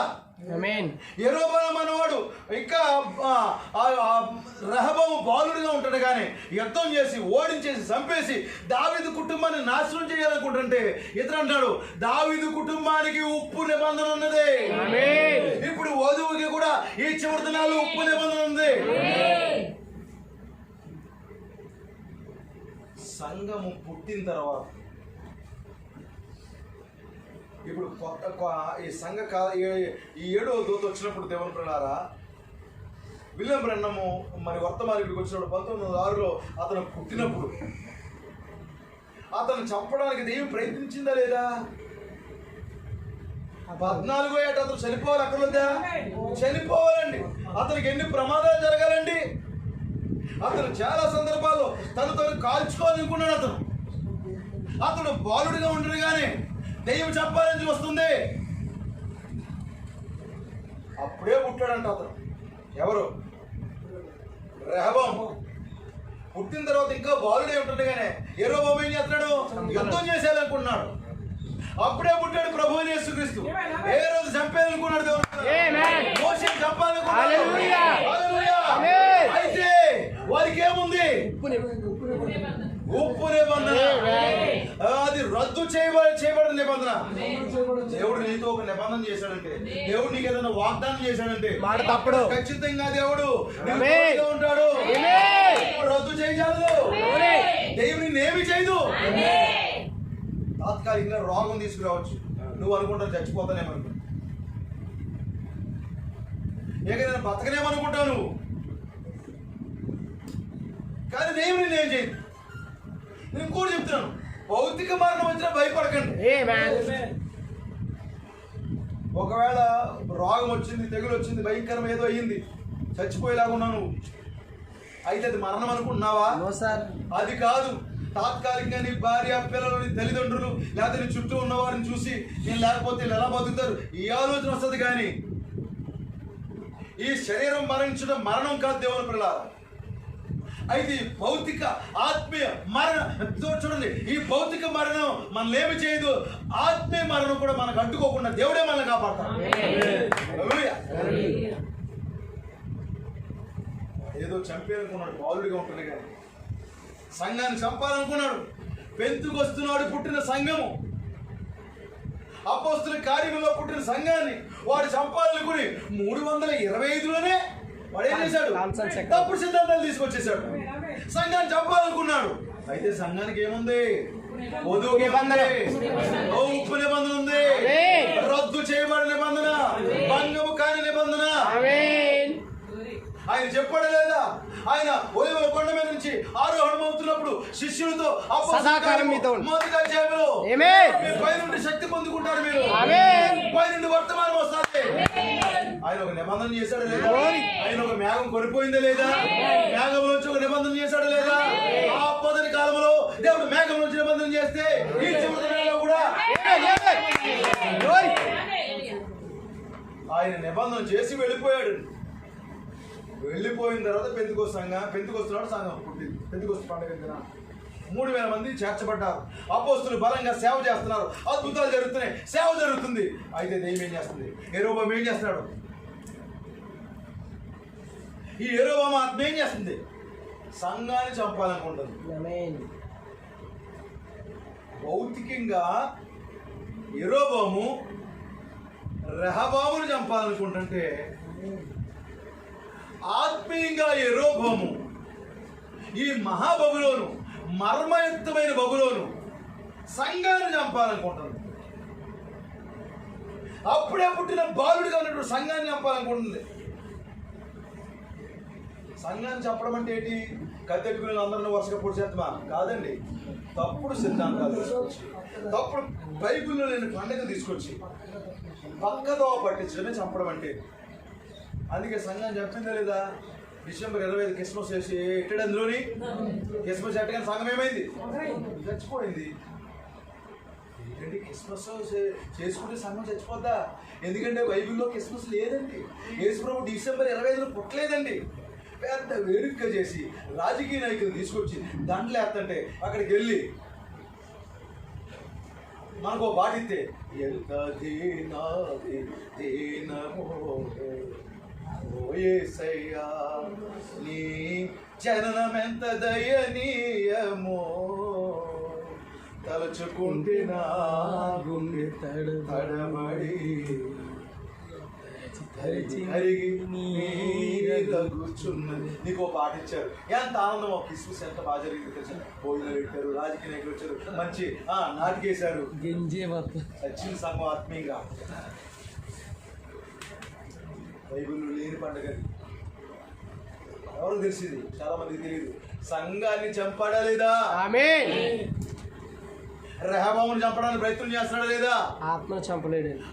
మరి దేవుని ప్రకారం ఆ రెహబామును చంపడానికి యెరోబాములు వేస్తున్నాడా లేదా? ఇప్పుడు సంఘాన్ని ఆత్మీయంగా చంపడానికి ఈ యొక్క మహాబాబులు ఉన్నటువంటి ఈ యెరోబాములు వేస్తున్నాడా లేదా? ఇతడు ఇశ్రాయేలు రాజు అండి. ఎక్కడి నుంచి వచ్చాడు అనుకున్నారు? ఆహాబులోంచి వచ్చిన సంగతి. ఈ యెరోబాము ఎక్కడి నుంచి వచ్చాడు? ఆహాబులోంచి వచ్చాడు. ఆహాబుకు తోడుగా ఉన్నది ఎవరు? యెజబేలు. బబులోను నుంచి వచ్చింది ఇది. ఇది సంఘాన్ని చంపాలని ప్రయత్నం చేస్తుంది. ఎప్పుడు? అప్పుడే పుట్టిన సంఘాన్ని. పెద్దకొస్తు దినాన్ని పుట్టిన సంఘాన్ని భస్మ బుధవారం పెట్టి తప్పుడు సిద్ధాంతాలు, తప్పుడు ఆచారాలు, ఈస్టర్లు, సమాధి పండుగలు ఇవన్నీ పెట్టి దేవుని పిల్లారా సంఘాన్ని ఏం చేస్తారు చెప్పండి? ఆత్మీయంగా చంపడానికి ప్రయత్నం చేస్తా ఉంటుండగా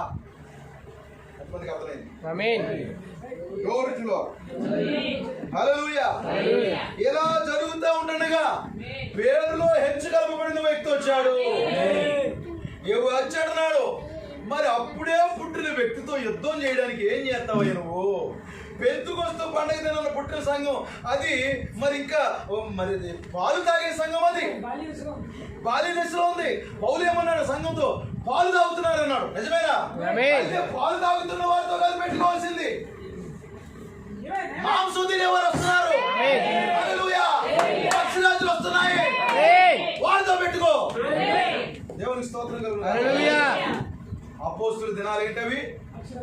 పాలు తాగుతున్నారు పసి పిల్లల వారు. అయితే పసి పిల్లల కాలంతో పెట్టుకున్నాడు యెరోబాము. పసి పిల్లల కాలంతో పెట్టుకుంది క్యాథలిక్. కానీ ఇప్పుడు వింటున్నారా? మాంసం తినే ప్రత్యక్షత కలిగినటువంటి పక్షిరాజులు వచ్చారు. ప్రకటన చేస్తున్నాడు. యోధావారితో ఏమో తెలుసా?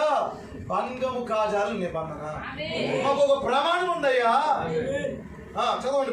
ఇప్పుడు దావీదు సంతతి వారు వస్తున్న యెహోవా రాజ్యంతో మీరు యుద్ధము చేయ తెగించలేమని తలంచుచున్నారు. దావీదు సంతతి వారు వస్తున్న దావీదు సంతతి వారి వశమునున్న యెహోవా రాజ్యంతో. ఏ రాజ్యముతో ఇది? ఇది ఎవరి రాజ్యం? ఇది యెహోవా రాజ్యము. ఇది క్రీస్తు రాజ్యము. ఇది క్రీస్తు శరీరము. ఎవరితో ఇప్పుడు యుద్ధం చేయాలనుకున్నాడు? దెయ్యము. క్రీస్తుతోనే, యెహోవా రాజ్యముతోనే. భూమి మీద ఏ రాజ్యంతో యుద్ధం చేసినా పర్వాలేదండి. హల్లెలూయా. యెహోవా రాజ్యంతో యుద్ధం చేయకూడదు. ఏ రాజ్యంతో యుద్ధం చేసుకున్నామండి? వాడు అమెరికా మీద దండెత్తుతాడు, రష్యా మీద దండెత్తుతాడు, పాకిస్తాన్ మీద దండెత్తాడు, చైనా మీద దండెత్తాడు, ఇండియా మీద దండెత్తాడు. దండెత్తుకోమన్నాడు. కానీ ప్రపంచమంతా చెదిరి ఉన్నటువంటి దేవుని వధువు, ప్రపంచమంతా చెదిరి ఉన్నటువంటి ప్రత్యక్షత కలిగినటువంటి ఆ దేవుని రాజ్యంతో వాడు యుద్ధం చేయకూడదండి. తలంపే రాకూడదు. దేవుని రాజ్యం ఎక్కడ ఉన్నాడు? మన మధ్యలో. దేవుని రాజ్యం ఏంటి? పరిశుద్ధాత్మ. హల్లెలూయా. ఇప్పుడు వాడు పరిశుద్ధాత్మతోనే యుద్ధం చేస్తాడా? నెవర్ జరగని. వాడు యెహోవాతోనే యుద్ధం చేస్తాడా? చేయలేడు. మీరు గొప్ప సైన్యంగా ఉన్నారు. యెరోబాము ఏమన్నాడు తెలుసండి? మీరు చాలా గొప్ప సైన్యం ఉన్నారు. పెద్ద పెద్ద సంఘాలు అయిపోయినండి ఈ రోజు ప్రపంచం అంతా కూడా. నిజమే కదండి? మరి డినామినేషన్లు ఎంత పెద్ద అంటే బాగా పెద్దవై బాగా చదువుకున్నవారు, డబ్బు ఉన్నవారు వెళ్తారు అక్కడికి. మీకు పెద్ద సైన్యం ఉంది. మాకు తక్కువ మంది ఉన్నారు, వాళ్ళకి 8 లక్షలు, వీళ్ళకి 4 లక్షలు మాత్రమే. మీరు ఎక్కువ సైన్యం ఉన్నారు. మీకు యెరోబాము చేయించినటువంటి ఆ బంగారు దూడలు చేయించాడంటే ఇతను విగ్రహారాధన తీసుకొచ్చాడు. ఇతని కాలంలో ఏం జరిగిందో తెలుసండి? బహుదేవత ఆరాధన. బహుదేవత ఆరాధన జరిగిందా లేదా? ఇప్పుడు ఆత్మీయంగా సంఘాల్లో కూడా బహుదేవత ఆరాధన జరుగుతుందా లేదా? ఒక్క దేవుడు నమ్ముతున్నారా, ముగ్గురు దేవుడు నమ్ముతున్నారా? మరి ముగ్గురు దేవుడు నమ్మితే బహుదేవత ఆరాధన కాదా? అది విగ్రహారాధన కాదా? అది యెరోబాము ఆత్మ కాదా? ఒక్కడే ఆయన ప్రభువైన యేసుక్రీస్తు. ఆయన ఆదిలో తండ్రిగా ఉన్నాడు, ఆయనే కుమారుడిగా భూమి మీదకి వచ్చాడు, ఆయనే పరిశుద్ధాత్మగా 3 కాలాల్లో ఒక్క దేవుడే పని. తండ్రి దేవుడు వేరు, కుమారుడు దేవుడు వేరు, పరిశుద్ధాత్మ దేవుడు వేరు, ముగ్గురు వేరు వేరు కాదండి. ఇప్పుడు యెరోబాము ఏం చేశాడు? ఒక్క దేవునికి బదులుగా అనేక దేవుళ్ళు తీసుకొచ్చాడు. ఈరోజు క్రైస్తవ సంఘాలు ఏం చేసినాయి? ఒక్క దేవుడు బదులుగా అనేక దేవుళ్ళు పెడుతున్నారు. వాళ్ళు ముగ్గురు దేవుళ్ళు పెడుతున్నారు. బహుదేవత ఆరాధన. యెరోబాము చేసిన బంగారు దూడలు ఉన్నాయి మీకు. మీరు అహరోను సంతతి వారైన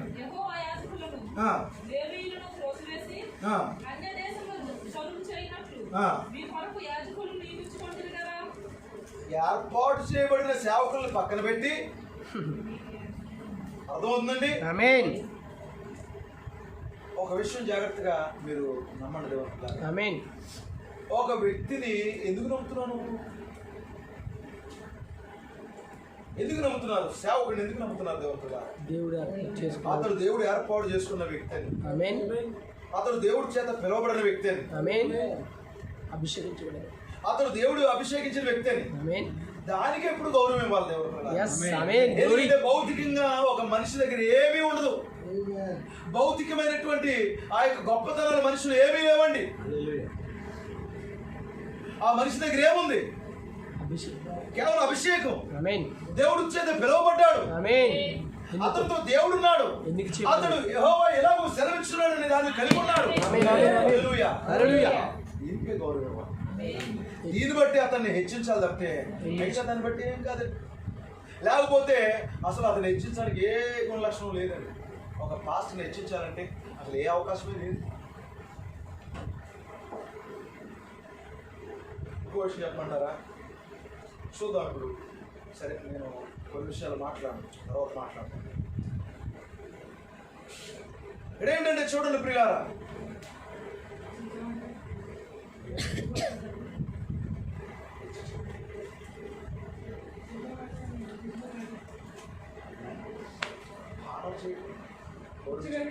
దేవుని స్తోత్రం కలుగును.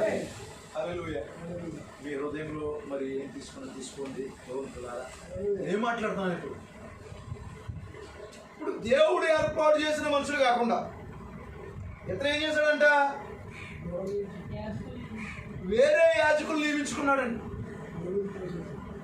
లేవీని తోసేశాడు. అహరోను సంతతి వారిని త్రోసేశాడు. అతను ఉద్దేశం ఏంటి? వీళ్ళు కాకపోతే, ఈ లేవి సంతానంలో కాకపోతే, అహరోను సంతతి కాకపోతే మనకి దొరకదా ఏంటి సేవకులు?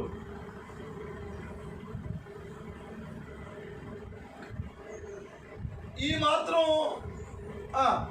చూడండి, అతను ఏమనుకున్నాడండి? కొన్ని ప్యాకెట్లు పెట్టి అంటే ప్యాకెట్లో డబ్బులు పెట్టి, దశభాగాలు పెట్టి, ఇది ఇతనికి, ఇది అతనికి, అది అతనికి ఇస్తాడు. పాస్టర్లు ఎందుకు రారు?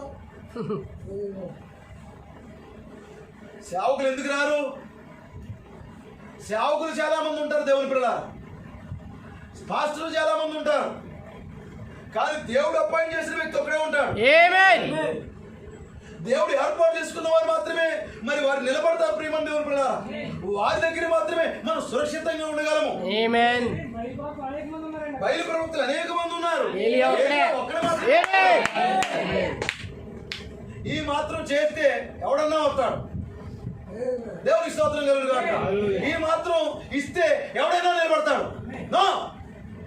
హల్లెలూయా. ఖచ్చితంగా అపాయింట్ చేయబడిన వ్యక్తులు ఉంటారు, దేవుడు ఎన్నుకున్న వ్యక్తులు ఉంటారు. హల్లెలూయా. ఆ వ్యక్తుల దగ్గర ఏ గొప్పతనం ఉండదు, కానీ అతని వెనకాల ఒక అభిషేకం. అతను దేవుని పిల్లారా, దేవుని చేత మాత్రమే ఎన్నుకోబడిన వ్యక్తి. అతనికి దీన్ని కేవలం ఆయన వాక్యం మాత్రమే ఆయన దగ్గర ఉంది, అదే గొప్పతనం, వేరే ఏమీ లేదు. చాలా రకాల ప్రయత్నాలు చేశాడు. దేవుడు మోషేని పిలిచి, మోషే తర్వాత మోషేనేమో ప్రవక్తగా ఎన్నుకుని, యాజకునికి యాజకత్వానికి అహరోను సంతతిని ఎన్నుకుని, లేవి గోత్రం ఏర్పాటు చేసుకుని, అక్కడ మరి ప్రత్యక్ష గుడారంలో జరిగే ప్రతి పనిని వీరికి అప్పగిస్తే, ఈ యెరోబాము ఏం చేస్తున్నాడు? అహరోను సంతతిని పక్కన పెట్టి లేవీలు త్రోసివేసి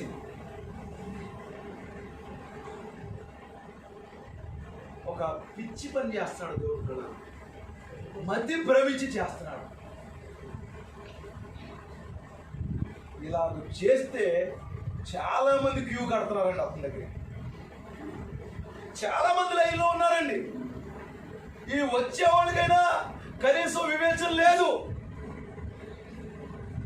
అనేక మంది క్యూ కడుతున్నారు. రాజైన యెరోబాము పిలిచాడని అనేక మంది వచ్చేస్తున్నారు. వారు పిలువబడలేదు, దేవుని చేత మనిషి చేత పిలువబడ్డారు. వాళ్ళు అనుకుంటున్నారు వాళ్ళు వచ్చేస్తున్నారు. అరే యెరోబామా, నువ్వెవరినైతే తోసేసావో ఆ వ్యక్తి మాత్రమే దేవుని చేత ఎన్నుకోబడిన వ్యక్తి. అనుకున్న వ్యక్తులు దేవుని చేత ఎన్నుకోబడిన వ్యక్తులు కాదు అని వారు చెప్పాలి. అక్కడ చెప్పట్లే. పిలిచారు కదని వీరు క్యూ కడుతున్నారు. ప్రత్యక్ష లేకుండా ఇతర పిలుస్తున్నాడండి. దీన్నే బోధిస్తున్నాడు అబియా. అబియా దేని బోధిస్తున్నాడు? ఈ విషయాలనే బోధిస్తున్నాడు. నువ్వు అహరోను సంతతిని, లేవీల్ని సంతతిని త్రోసేసి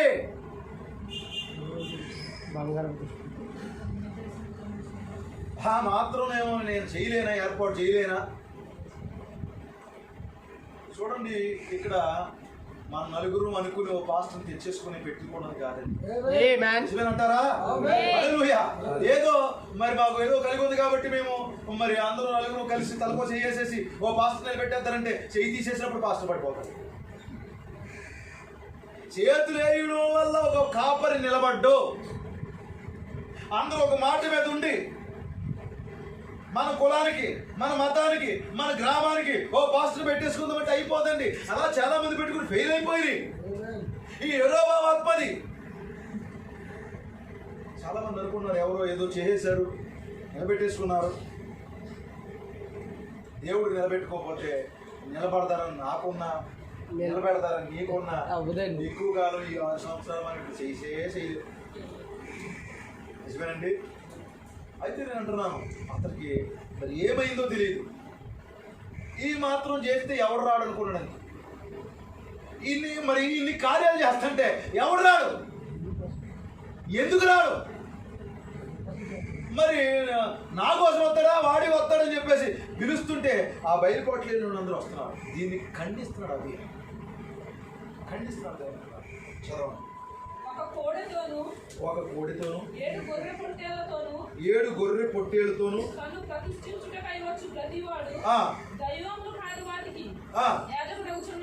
ఇక్కడ ఏమన్నాడు చూసారంటే, 7 ఒక కోడితోను 7 గొర్రె పొట్టేళ్లతోను తను ప్రతిష్ఠించుకోవడానికి వచ్చినప్పుడు దైవం కాని వాటికి యాజకుడు అయిపోతున్నాడు అన్నాడు. ప్రియమైన దేవుని పిల్లారా, ఈ 7 సంఘ కాలంలో ఉన్న ప్రజలందరూ కూడా ఈ యెరోబాము చేసిన సంగతికి, ఈ క్యాథలిక్ చేసిన పనికి వాళ్ళు దైవం కాని వాటికి పూజించారండి. వాళ్ళు దేనికి వస్తున్నారండి? ఒక కోడితో వస్తున్నారు. 7 గొర్రె పొట్టేలతో తమను ప్రతిష్ఠించుకోవడానికి వస్తున్నారు. కానీ వాళ్ళు వచ్చి ఏం చేస్తున్నారు? దైవములు కాని వాటికి యాజకులు అయిపోతున్నారు. చూడండి, అపోస్తుల కాలం మొదలుకొని ఇప్పటి వరకు కూడా ఈ 7 సంఘ కాలంలో ప్రజలందరూ తమను ప్రతిష్ఠించుకోవడానికి వచ్చి ఈ మహాబబులు చేసిన పాపానికి, వారు చేసిన తప్పుకి వెళ్ళేమయ్యారు. దైవము కాని వాటికి మొక్కుతున్నారు. అంటే దేవుడు ఏర్పాటు చేయని విషయాలకి వారు మరి తప్పిపోయిన విషయాలకి వాళ్ళు ఎక్కువగా అంటే దేవుడు ఏర్పాటు చేయనటువంటి ఆ కార్యాలకి వారు ఆసక్తి చూపిస్తున్నారు. దేవుడు అట్రాక్ట్ అవుతున్నారు. లేని పండగలకి వీళ్ళందరూ ఎందుకు వచ్చారు? 7 గొర్రెలతో తమను అభిషేకించుకోవడానికి వచ్చారు. 7 ముద్రలతో అభిషేకించబడవలసిన వారు దైవము కాని వాటికి వెళ్ళిపోతారు. ఇదంతా ఎవరు చేశారు? యెరోబాము. ఇదంతా ఎవరి ద్వారా జరిగింది? మహాబబులోని మన కాలంలో రోమన్ స్పిరిట్ తో ఈ 7 సంఘకాలంలో ఉన్న ప్రజలు ఏం చేశారు? దైవము కాని వాటికి, దేవుడు కాని వాటికి తప్పుడు బాప్తిసాలు.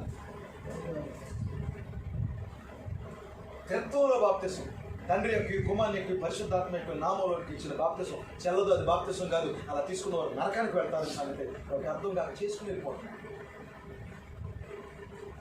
ఎందుకంటే బైబిల్లో అలాగే ఎవరు ఇచ్చినట్లేదు, తీసుకున్నట్లేదు కాబట్టి మనం ధైర్యంగా చెప్తున్నాం. ఏడన్నాడు, ఇలా చేసావు కదా యెరోబామా, అయితే యెహోవా మాకు దేవుడై ఉన్నాడు, మేము ఆయనను విసర్జించిన వారు కాము. అహరోను సంతతి వారు హల్లెలూయా. ఇదిగో మేము యెహోవాను విసర్జించిన వారం కాదయ్యా, నువ్వెన్ని చేసినా మేము యెహోవాను విసర్జించిన వారం కాము. అహరోను సంతతి వారే యెహోవాకు యాజకులై ఉన్నారు. మీకైతే మరి అనేక మందిని ఏర్పాటు చేసుకోవచ్చు, మాకైతే పిలువబడిన వారే. నీకు daring and dashing dynamic speaker ఉండొచ్చు, దైవ శక్తి గల వారు ఉండొచ్చు, స్వస్థత వరం గల దైవజనులు ఉండొచ్చు, రెవరెండ్ ఉండొచ్చు, బిషప్ ఉండొచ్చు, కానీ మాకైతే దేవుడు పిలిచిన మనుషులు. హల్లెలూయా.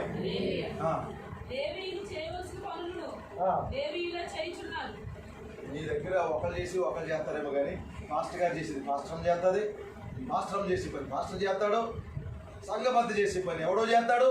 కానీ మా దగ్గర కొన్ని సంఘంలో డబ్బు ఉన్న వాళ్ళే సంఘ పెద్దలు. నిజమా కదా? డబ్బులు ఎక్కించే వాళ్ళకే మొదటి సీట్లు, డబ్బులు ఎక్కించే వాళ్ళే పొగుడతారు. వాళ్ళ అనుకూలమైనటువంటి రాజకీయ నాయకులనే వాళ్ళు ముందు పెడతారు. ఇక్కడ అలా కాదండి, లేవీలు చేయవలసిన పని లేవీలే చేస్తున్నారు మా దగ్గర. వారు ఎవరంటే లేవీలైన యాజకులు, అహరోను సంతతి వారు. వారు ఏం చేస్తారంట?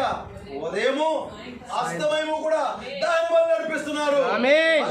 ఉదయం ఏంటి? అపోస్తల కాలము. మా దగ్గర అయితే ఉదయాస్తమయ సమయంలో మాకు దహన బలు నడిపిస్తున్నారు.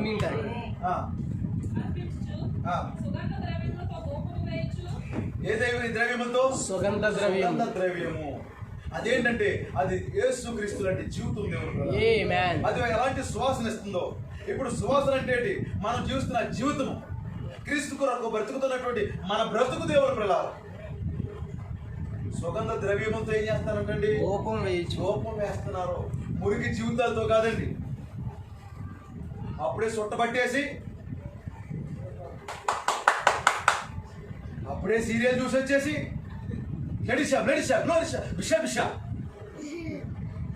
అప్పుడే సీరియల్ చూసి వచ్చేసి కన్నీటి ప్రార్థన. ఇదేంటి?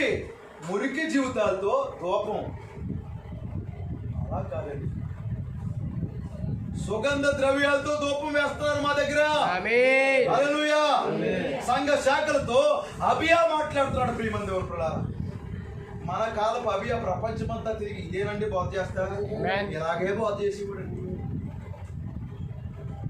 సంఘ శాఖలకి ఇక్కడ ఉన్నటువంటి వధువుకున్న డిఫరెంట్ మాట్లాడుతున్నాడు. ప్రియమైన దేవుని ప్రజలారా, మీరైతే ఆ మురికి జీవితాలతో దేవుని దగ్గరికి వస్తారు. ఇక్కడ మేము మురికి జీవితాలతో కాదు. మాకు బట్టలు కట్టుకోవడం రాకపోవచ్చు, సరైన వస్త్రాలు కొనుక్కునే కెపాసిటీ లేకపోవచ్చు, మేము ఆపోటు కాబట్టి తినొచ్చు, అయినప్పటికీ కూడా మా జీవితాలు దేవునికి శ్వాస వస్తున్నాయి. మా భక్తి జీవితం చాలా బాగుంది. ఎందుకంటే వాక్యానికి తగిన జీవితం మేము జీవిస్తున్నాం.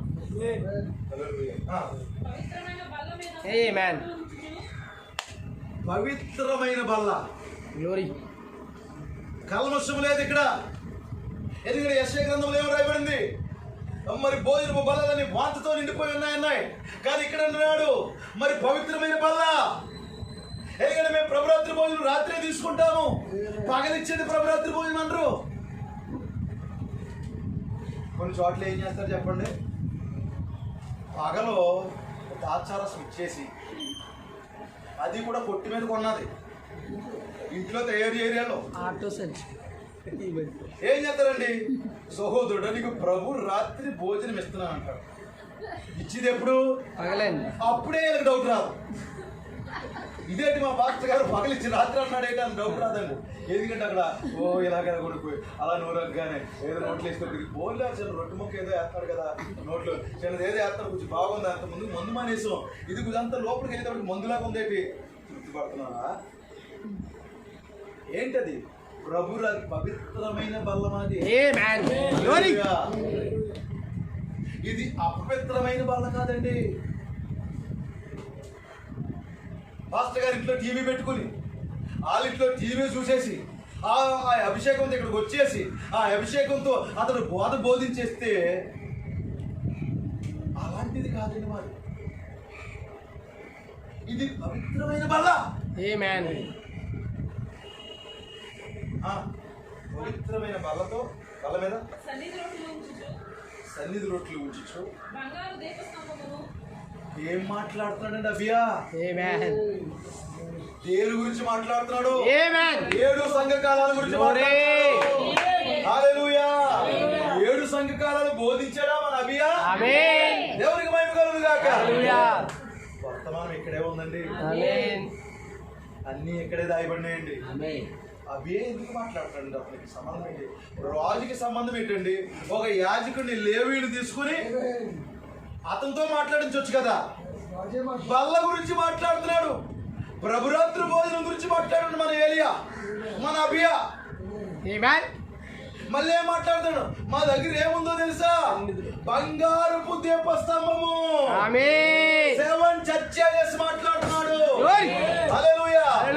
ప్రారంభంలో ఏం మాట్లాడాడు? మరి ప్రకటన 10 మాట్లాడాడు. ఉప్పు నిబంధన ఉంది, మాకు రద్దు చేయజాలని నిబంధన ఉందన్నాడు. భంగము కాజాలు ఎవరు దాన్ని రద్దు చేయలేరు, భంగం చేయలేదు. 7 సంఘకాలాల గురించి మాట్లాడుతున్నాడా? తర్వాత ఏమన్నాడు? బంగారు దీపస్తంభమును ప్రమిదలను ఎవరి ఈవినింగ్ టైం. దేవుని స్తోత్రం కలుగును గాక. ఇదిగో మన ఈవినింగ్ టైంలో ఈ ప్రమిదలు ముట్టించారా లేదా? దేవుని స్తోత్రం కలుగును గాక. ఈవినింగ్ టైంలో ఆ ప్రమిదలు మేము ముట్టిస్తున్నాం, అవి వెలుగుతున్నాయి, అవి వెలుగునిస్తున్నాయి. మనమే ఆ ప్రమిదలమై ఉన్నాం కదా. ఈ ఈవినింగ్ టైంలో మనకు ఒక వెలుగు వచ్చింది, సాయంకాలం వెలుగు వచ్చింది. ఇప్పుడు సాయంకాలం వెలుగుతో ఈ ప్రమిదలు ఏం చేస్తారో చెప్పండి? వెలుగుతున్నాయా లేదా? కాంతినిస్తున్నాయా లేదా? లోకానికి వెలుగునిస్తున్నాయా లేదా? ఇప్పుడు లోకానికి వెలుగెవరు? మీరే. దేవునికి స్తోత్రం కలుగును గాక. చదవండి. మేము మా దేవుడైన యెహోవా ఏర్పరిచిన విధిని బట్టి సమస్తమును జరిగించుచున్నాం. కానీ మేము వాక్యాన్ని నెరవేరుస్తున్నాం, మీరు నెరవేర్చట్లేదు. అతడు ఇశ్రాయేలు రాజు, ఇతడు యోధా రాజు. ఇద్దరు ఒకే సంఘంలో ఉన్నారు. ఇద్దరు ఎక్కడి నుంచి వచ్చారు? యాకోబు నుంచి వచ్చారు. యాకోబు ఏసేపులోండి 12 గోత్రాలు, అందులోంచి వచ్చిన వారే. ఇప్పుడు సంఘాలన్నీ ఎక్కడి నుంచి వచ్చినాయి? ఈ సంఘాలన్నీ ఒక చోట నుంచి వచ్చినాయి. అయితే ఇక్కడ అభియా పక్కకు వచ్చేసాడు దేవుని పిల్ల. ఇక్కడ అభియా గుంపు సెపరేట్ అయిపోయింది. 4 లక్షల మంది మీరే ఉన్నారు, యోధా వంశంలో ఉన్నారు. మీరు దేవుని స్తోత్రం. ఇద్దరే ఉన్నాడు. మీరు వాక్యాన్ని విసర్జించారు. ప్రపంచమంతా తిరిగి మన అభియా అదే బోధించాడు. ప్రేమ దేవుడు, మీరు వాక్యాన్ని విసర్జించాడని సంఘ శాఖలని గద్దించాడు. మేము వాక్యాన్ని నెరవేరుస్తున్నాం. ఆలోచించండి. అసలు దేవుడే మాకు తోడై, దేవుడే మాకు తోడై, దేవుడే మాకు తోడై, మాకు అధిపతి. మన ప్రవక్త ఏం బోధించాడు? మీలో ఉన్నవాడు అక్కడ అది బోధించాడు, ఇతడు ఇది బోధిస్తున్నాడు. కలుగు గాక. ఎంత అద్భుతమైన వివరణ దేవుని పిల్లలారా. చక్కగా దేవుడు మన కొరకు రాసి ఉంచాడు ఇక్కడ. మీ మీద ఆర్భాటం చేయుటకై మళ్ళీ ఏం మాట్లాడుతున్నాడు ఇతను? హల్లెలూయా. వర్తమానం అంతా బోధిస్తున్నాడా లేదా? మన కాలంలో ఏమైతే జరిగిందో అవి అక్కడ అది బోధిస్తున్నాడా లేదా? ఇదంతా అయిపోయిన తర్వాత ఏమన్నాడు చెప్పండి? చివరిగా ఆర్భాటం అంటున్నాడు. అన్ని బోధించుకుంటూ వచ్చాడు. ప్రభురాత్రి భోజనం బోధించాడు, 7 సంకాలాలు బోధించాడు, 7 ముద్రలు బోధించాడు.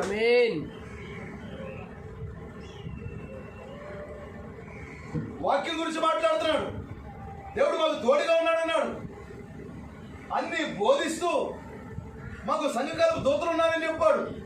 అన్ని బోధిస్తూ చివరికి అంటున్నాడు అతను ఆర్భాటం గురించి మాట్లాడుతున్నాడు. చదవండి మరలా.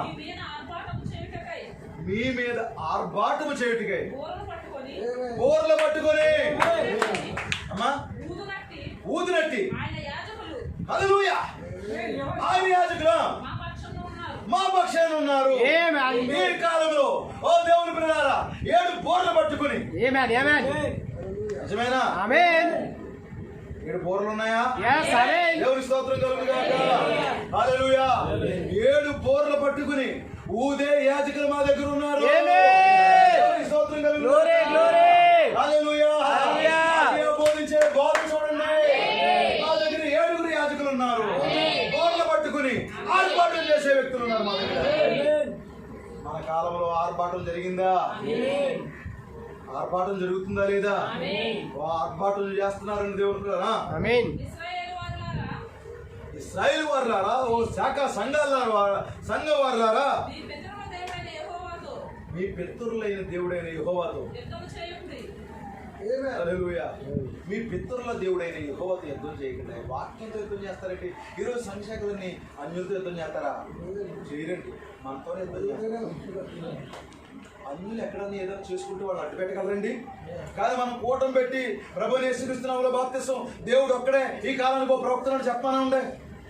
అర్జెంటుగా పాస్టర్ ఏమో నుంచి వచ్చేసి ఈ బోధ ఆపేయమండి, ఎవడో సంఘ పెద్ద వచ్చేస్తాడు ఆపేయమంటాడు. యుద్ధం ఎవరితో చేస్తున్నాడు? మన పితరులు ఎవరు? హల్లెలూయా. వీరుగో మన పితరులు. పౌలు మొదలు ఐరిస్, Martin, Columba, Martin Luther, John Wesley, William బ్రెన్నము, వీరే మన పితరులు. ఇప్పుడు దేవుని స్తోత్రం కలుగును గాక. మన పితరులైన మరి వీరు దేవుడు ఎవరు? మైటీ ఏంజెల్ అయి ఉన్నాడు.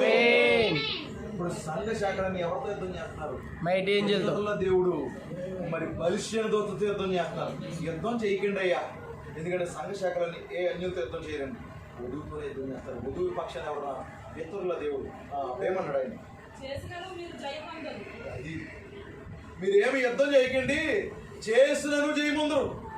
నేను చెప్తున్నా సంఘానికి, మీరు కూడా వాక్యంతో యుద్ధం చేయకండి, అభిషేకంతో యుద్ధం చేయకండి, దేవుని స్తోత్రం కలుగును గాక. ప్రత్యక్షతతో యుద్ధం చేయకండి. మీకు ఎంత కష్టమైన ఓర్చుకోండి, కానీ యుద్ధానికి దక్కండి దేవుడు. చదవండి. యెరోబాము వారి వెనుకటి భాగమందు మాటుగాండ్రును కొంతమంది ఉంచి సైన్యము యోధావారికి ముందును మాటుగాండ్రుకు వెనుకను ఉండినట్లు చేసెను. యోధావారు తిరిగి చూసి హల్లెలూయా. వాడు ఏం చేశాడంట? ఆ రాజు అయిన యెరోబాము ఏం చేశాడు చెప్పండి?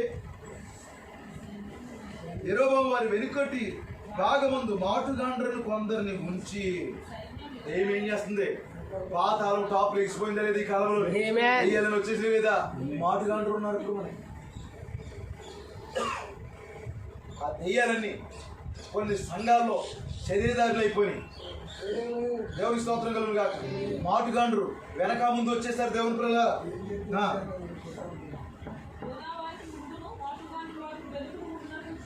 తెలుసుకుని యోధావారు తిరిగి చూసి యోధులు తమకు ముందు వెనుక ఉన్నట్టు తెలుసుకుని దేవుని స్తోత్రం కలుగును గాక. శత్రువు ఎంత బలమైనప్పుడు కూడా వాడు వరదవలే వచ్చినా వీళ్ళు ఏం చేస్తున్నారు చెప్పండి? యెహోవాకు ప్రార్థన చేస్తున్నారు. వధువు ఏం చేస్తుంది? ఇప్పుడు ఖచ్చితంగా ప్రార్థన చేస్తుంది. ఎంతమంది గమనిస్తున్నారు? మీకు కష్టం వచ్చినప్పుడు, మీకు ఇబ్బంది వచ్చినప్పుడు మీరు గబుక్కుని యుద్ధం చేయకండి, ప్రార్థన చేయండి. యుద్ధం చేస్తే జయమందరు, ప్రార్థన చేస్తే జయమంతారు. మీకు ఎలాంటి కష్టం వచ్చినా ప్రార్థించండి. వాగ్దానం ఉంది దేవుని ప్రజలారా. దేవుడు నమ్మదగిన వాడు. ప్రార్థించండి, యుద్ధానికి తెచ్చండి. ఎవరితో ఏ సమస్య వచ్చినా, సహోదరులతో సమస్య వచ్చిందా, నీ పక్కవాడితో వచ్చిందా, భార్యతో వచ్చిందా, భర్తతో వచ్చిందా, ఎవరితో వచ్చిన ముందు పోరాటం మానేసి ప్రార్థన చేయండి. ఏం చేస్తాడు ఇతను? ప్రార్థన మొదలు పెట్టాడండి. కాబట్టి దినవృత్తాంతాలు ఇవన్నీ రాయబడి రాజుల గ్రంథంలో 3 సంవత్సరాలు వెళ్ళాడు, తప్పులు చేశాడు, చచ్చిపోయాడని రాయబడింది అంతే. ఈ లోకం మన గురించి అదే చెప్పుకోబోతుంది. ఏదోనమ్మా అంతా అలాగే వ్యతిరేకంగా ఉండి వారు అలా చేశారు, ఎలా చేశారు, చచ్చిపోయారమ్మా, లేరమ్మా వాళ్ళు అందరూ.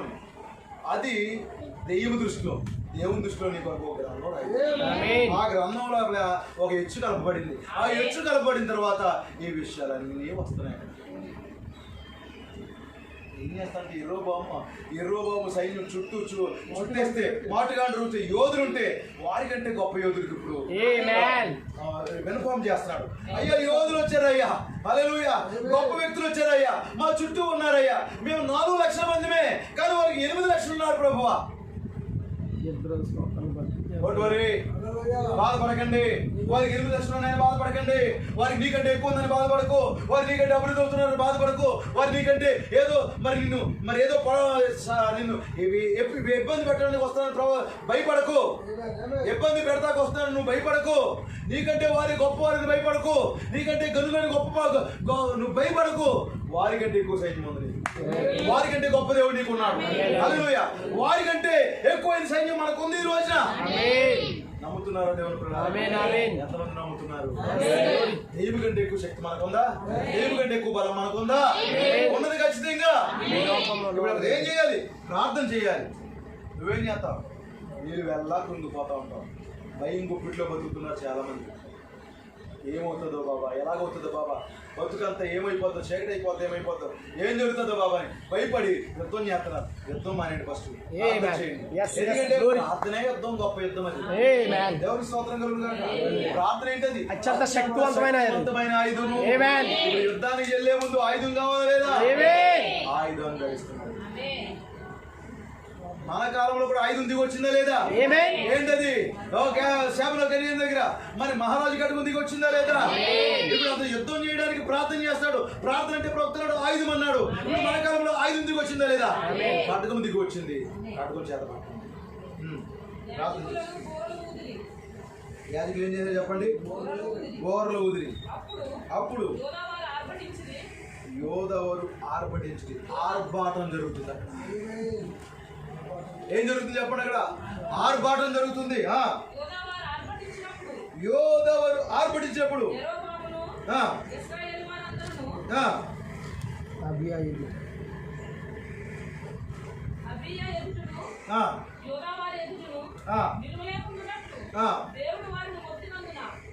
దేవుని స్తోత్రం కలుగును. యాజకులకు బోర్లు ఇచ్చాడండి. వారు ఏం చేశారు చెప్పండి? ఆర్భటించిరి. ఇప్పుడు ఆర్భటించినప్పుడు శబ్దం వస్తుందా లేదా? 7 ఉరుములు వాటి శబ్దాలు.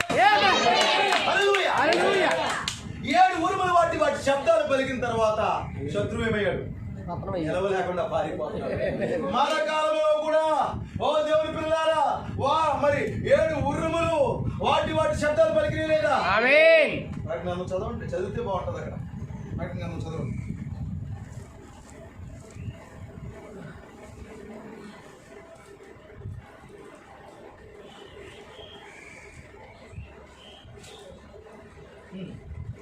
సింహం గర్జించి ఆయన ఆర్భటించినప్పుడు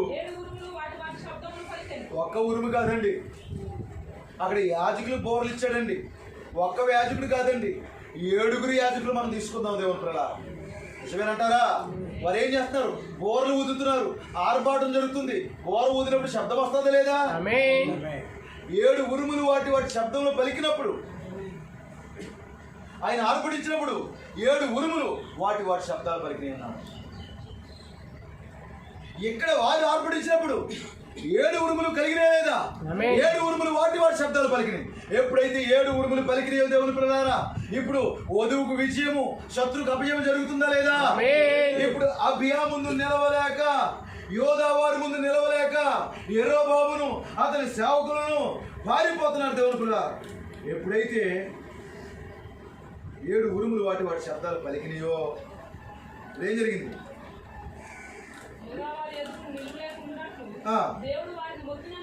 దేవుడు వారిని మొత్తినందున ఎప్పుడైతే దేవుడు మరి ఆ యొక్క ఈ ఉరుములు పలికినాయి వాటి శబ్దాలు, దేవునికి ఏం జరిగింది? రోగం వచ్చింది. రోగాన్ని కలిగించేవాడికే రోగం మన కాలంలో దేవుని పిల్లలారా. సమస్యలు సృష్టించేవాడికే సమస్యలు మన కాలంలోనే. శత్రువుకి మరణానికే మరణము. హల్లెలూయా. ఇప్పుడు వాడు వచ్చేగానే వెంటనే మీరు బోర్లు ఊదారు, ఆర్భాటం చేశారు. 7 ఉరుములు వాటి శబ్దాలు పలికినాయి. శత్రువుని దేవుడు మొత్తేశారు. దేవుడికి ఇదిగో మన కాలంలో ఓ ప్రియమైన దేవుని పిల్లలారా, ఆ 7 ఉరుములు వాటి శబ్దాలు పలికినాయి. దెయ్యానికి రోగం వచ్చేసిందండి. ఎందుకంటే స్వస్థతలు, అద్భుతాలు అనేకమే మన మధ్యలో జరిగిపోయినాయి. మన కాలంలో ప్రియమైన దేవుని పిల్లలారా, దెయ్యానికి ఇప్పుడు మనకు స్వస్థత వచ్చింది అనుకోండి, ఆ రోగం ఎవరి దగ్గరికి వెళ్ళిపోతే? ఇప్పుడు వాడు రోగం వేయడలేదా? యెరోబాము రోగం వేయలేదా? దెయ్యం రోగం వేయడలేదా? వాడి బలహీనతతో కూడా మనల్ని భయపెడతాడు. అంత గొప్పవాడు. ఆల్రెడీ దేవుడు వాడిని ముత్తాడండి. ఆల్రెడీ వాడు తల చదవకొట్టేశాడు. వాడు మూలుగుతుంటే నువ్వు భయపడతావు అంతే. వాడు భయపడి ఇప్పుడు చూడండి, దెయ్యం దాడి చేసే స్థితిలో లేడండి, తను కాపాడుకునే స్థితిలో ఉన్నాడు.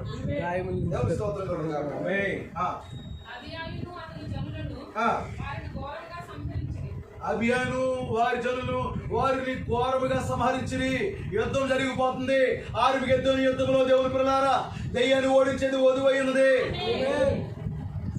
అభియా అక్కడ నిలబడి ప్రారంభం నుంచి చివరి వరకు కార్యం చేసుకుంటే వెళ్ళిపోతాడు. శబ్దాతుల భోజనం నుంచి మాట్లాడా? ఉరుములు జరుగుతున్నాయి. అక్కడ మొత్తలు తెరవబడ్డాయా? అలాగే సంఘకాలాలు చెప్తున్నాడా? సంఘకాల దూతల గురించి చెప్తున్నాడా? ఇవన్నీ చెప్పేవాడిని లాస్ట్ లో యుద్ధం చేస్తున్నాడు. ఏంటది? ఆర్మగెద్దోని యుద్ధం. అది ఆ యుద్ధం ఎవరు చేస్తారు? వధువు చేస్తారు. ఘోరముగా సంహరించాడు. ఇశ్రాయేలు వారిలో 5 లక్షల మంది పరాక్రమశాలులు హతులైరి. ఈ ప్రకారము ఇశ్రాయేలు వారు ఆ కాలమందు తగ్గింపబడి, గాని యోధా వారు తమ పితరుల దేవుడైన యెహోవాను ఆశ్రయించిన హేతువు చేత జయమందిరి. ఇది ఎలా ఉంది? ఇది 1000 ఏళ్ల పరిపాలన మాదిరి. దేవునికి స్తోత్రం కలుగును గాక. మీకు అర్థమవుతుందండి? 1000 ఏళ్ల పరిపాలన ఏం జరుగుతుంది? దెయ్యం తగ్గించబడతారు. వాడు పూర్తిగా నాశనం అవడు. దెయ్యం తగ్గించబడతాడు. నీకు నెమ్మది వస్తుంది. సమాధానకరమైనటువంటి ఒక పరిపాలన. దేవునికి స్తోత్రం కలుగును. అబియా యెరోబామును తరిమి బేతేలును దాని గ్రామములను ఎబ్రోను దాని గ్రామములను పట్టుకొనెను. అబియా ప్రతి కాలమున యెరోబాము మరలా బలం పొందలేదు. నువ్వు బతికితే వాడు బలం పొందరు. సంఘంలో చచ్చిన కండిషన్ ఏదైనా ఏర్పాటు అయిందనుకోండి, వాడికి బలం వచ్చేస్తుంది. కుటుంబంలో ఏదైనా చచ్చిన కండిషన్ వచ్చిందనుకోండి, వాడు బలం అయిపోతాడండి. నీ దగ్గరికి వచ్చి గుసగుసలాడేస్తూ ఉంటాడు. నువ్వు ఎందుకు కూరుకున్నావు? ఈ విషయానికి నువ్వు ఎందుకు కూరుకున్నావు? రెచ్చుకో, నేనున్నాను. మెల్లిగా ఈ మనిషికి ఖాళీ ఉండదండి. ఏదోలాగా అడిగేది, ఏదోలాగా చేసేది, ఏటో తేల్చేసుకోవాలి. ఏం తేల్చుకుంటావు? ఇల్లు అంతా పెద్ద మంట ఎట్టేస్తావు. అంతే ఏముండతావు. సైలెంట్గా ఉండదు. నోరు మూసుకుని చక్కగా ఉంటుంది. ఏమి చేయదు ఎవరు కూడా. ఏం జరిగిపోయింది ఇంతకాలం అని జనాలకు అర్థమవుతుంది. అరుపులు, కేకలు, ఇల్లంతా బొబ్బలు వస్తుంటే ఇదంతా అయిపోయిన తర్వాత నువ్వేం చేస్తావు? ఇదే కదా మిగిలిది.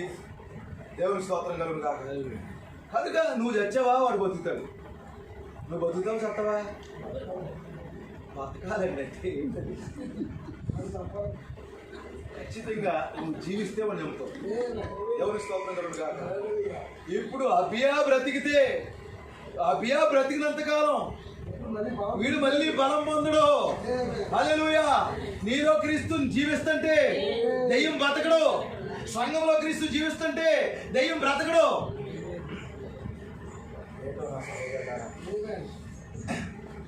ఏం చేయమండి పాస్టర్ గారు, నిరాశనిస్తూలో ఉన్నాను. దెయ్యాన్ని ఓడించండి. ఆ ఖడ్గాను పట్టుకో. అతను ప్రార్థన చేస్తాడు. ప్రార్థన అంటే ఆయుధం. అతను ఆయుధాన్ని పట్టుకుంటే నీకు ఒక ఆయుధం రాలేదా ఏంటి ఇప్పుడు? మరి యుద్ధం ప్రారంభించి దెయ్యానికి రోగం కలిగించండి. ఈ దెయ్యాన్ని లేవనివ్వకండి. ఇంకా అది ఓడిపోయిన శత్రువు. తలకి చెదగొట్టబడింది. తోకే కదా నలిపేదాన్ని. దేవుని స్తోత్రం కలుగును గాక. పెద్ద యుద్ధం మన తండ్రి చేసేశాడు. నువ్వు చిన్న యుద్ధం, లిటిల్ వార్ ఉందంటే నీకు. జై నిలబడితే చాలు. నిలబడు. వాడేమి చేయడు, మరలా లేవడం. సంఘంలో మరలా పేదలు రానవ్వకుండా నువ్వే ప్రయత్నించాలి. సంఘంలో మరలా సమస్యలు రాకుండా నువ్వు బ్రతుకు. ఇంటికాడ కూర్చుంటావు, ఏదో ఒక ఆలోచన వస్తుంది. చచ్చిన ఒక ఆలోచన నీ లోపలికి వస్తుంది. వెంటనే దాన్ని పట్టుకుని చక్కగా మెల్లిమెల్లిగా నువ్వు చేస్తావు, నీ ఇంట్లో చంపుతావు, ఒక్కొక్కరు చంపుకుంటావు, వెళ్తా ఉంటావు అన్నమాట. ఎవరిని చంపుతున్నావు? ఇవాళ ఇంటి వారిని చంపు. శాఖా సంబంధమైనటువంటి యెరోబామాత్మని వాడికి రోగం కలగచేయి. యెహోవా అతన్ని మొత్తినందు చేత దెయ్యం మరణం అయిపోయిందా లేదా? దెయ్యం చచ్చిపోయిందా లేదా? హల్లెలూయా.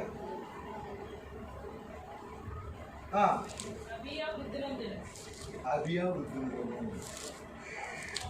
ఏసేపు అంటే ఏంటి? ఫలించుడు కొమ్మ. అతను ఎక్కడుంటే అక్కడ అభివృద్ధి చెందుతుందా లేదా? ఇప్పుడు అబియా ఏం చేశాడు? వృద్ధులు. ముందు గ్రంథంలో అలా ఉందా? వృద్ధులు ఉన్నట్టుగా కానీ అతను చేసిన సాహస కార్యాలు కానీ రాయబడలేదు. కానీ అక్కడే ఉంది. అతని గురించి ఒక గ్రంథం రాయబడింది అన్నాడు. యోధా రాజుల వృత్తాంతంలో గ్రంథంలో రాయబడింది అతని గురించి అన్నాడు. ఇప్పుడు నీ గురించి నా గురించి ఏమీ రాయబడలేదు ఇక్కడ. కానీ మన గురించి ఒక గ్రంథం రాయబడింది. అందులో ఉంది మన గురించి. చదువుకుంది కానీ నువ్వు చేసినటువంటి రాజ కార్యాలు, సాహస కార్యాలని త్వరలో చదువుకుంది. కానీ దేవుని కొరకు నువ్వు నమ్మకంగా నిలబడినందుకు, నమ్మకంగా ఖర్చు పెట్టినందుకు, నువ్వు చేసిన త్యాగానికి ప్రతిఫలం లేదనుకుని బాధపడుతున్నావా? ప్రతిఫలం లేదని బాధపడు. చాలా ప్రతిఫలం, చాలా అద్భుతమైనటువంటి ఆశీర్వాదాలు నీకు కాచుకుంటున్నాయి. ఏమయ్యాడు యెరోబాము? మరణమాయను. శత్రువు ఏమయ్యాడు? చనిపోయాడు. కానీ అబియా ఏమవుతున్నాడు? వృద్ధులు. నేను తర్వాత ఏం జరిగింది? అబియా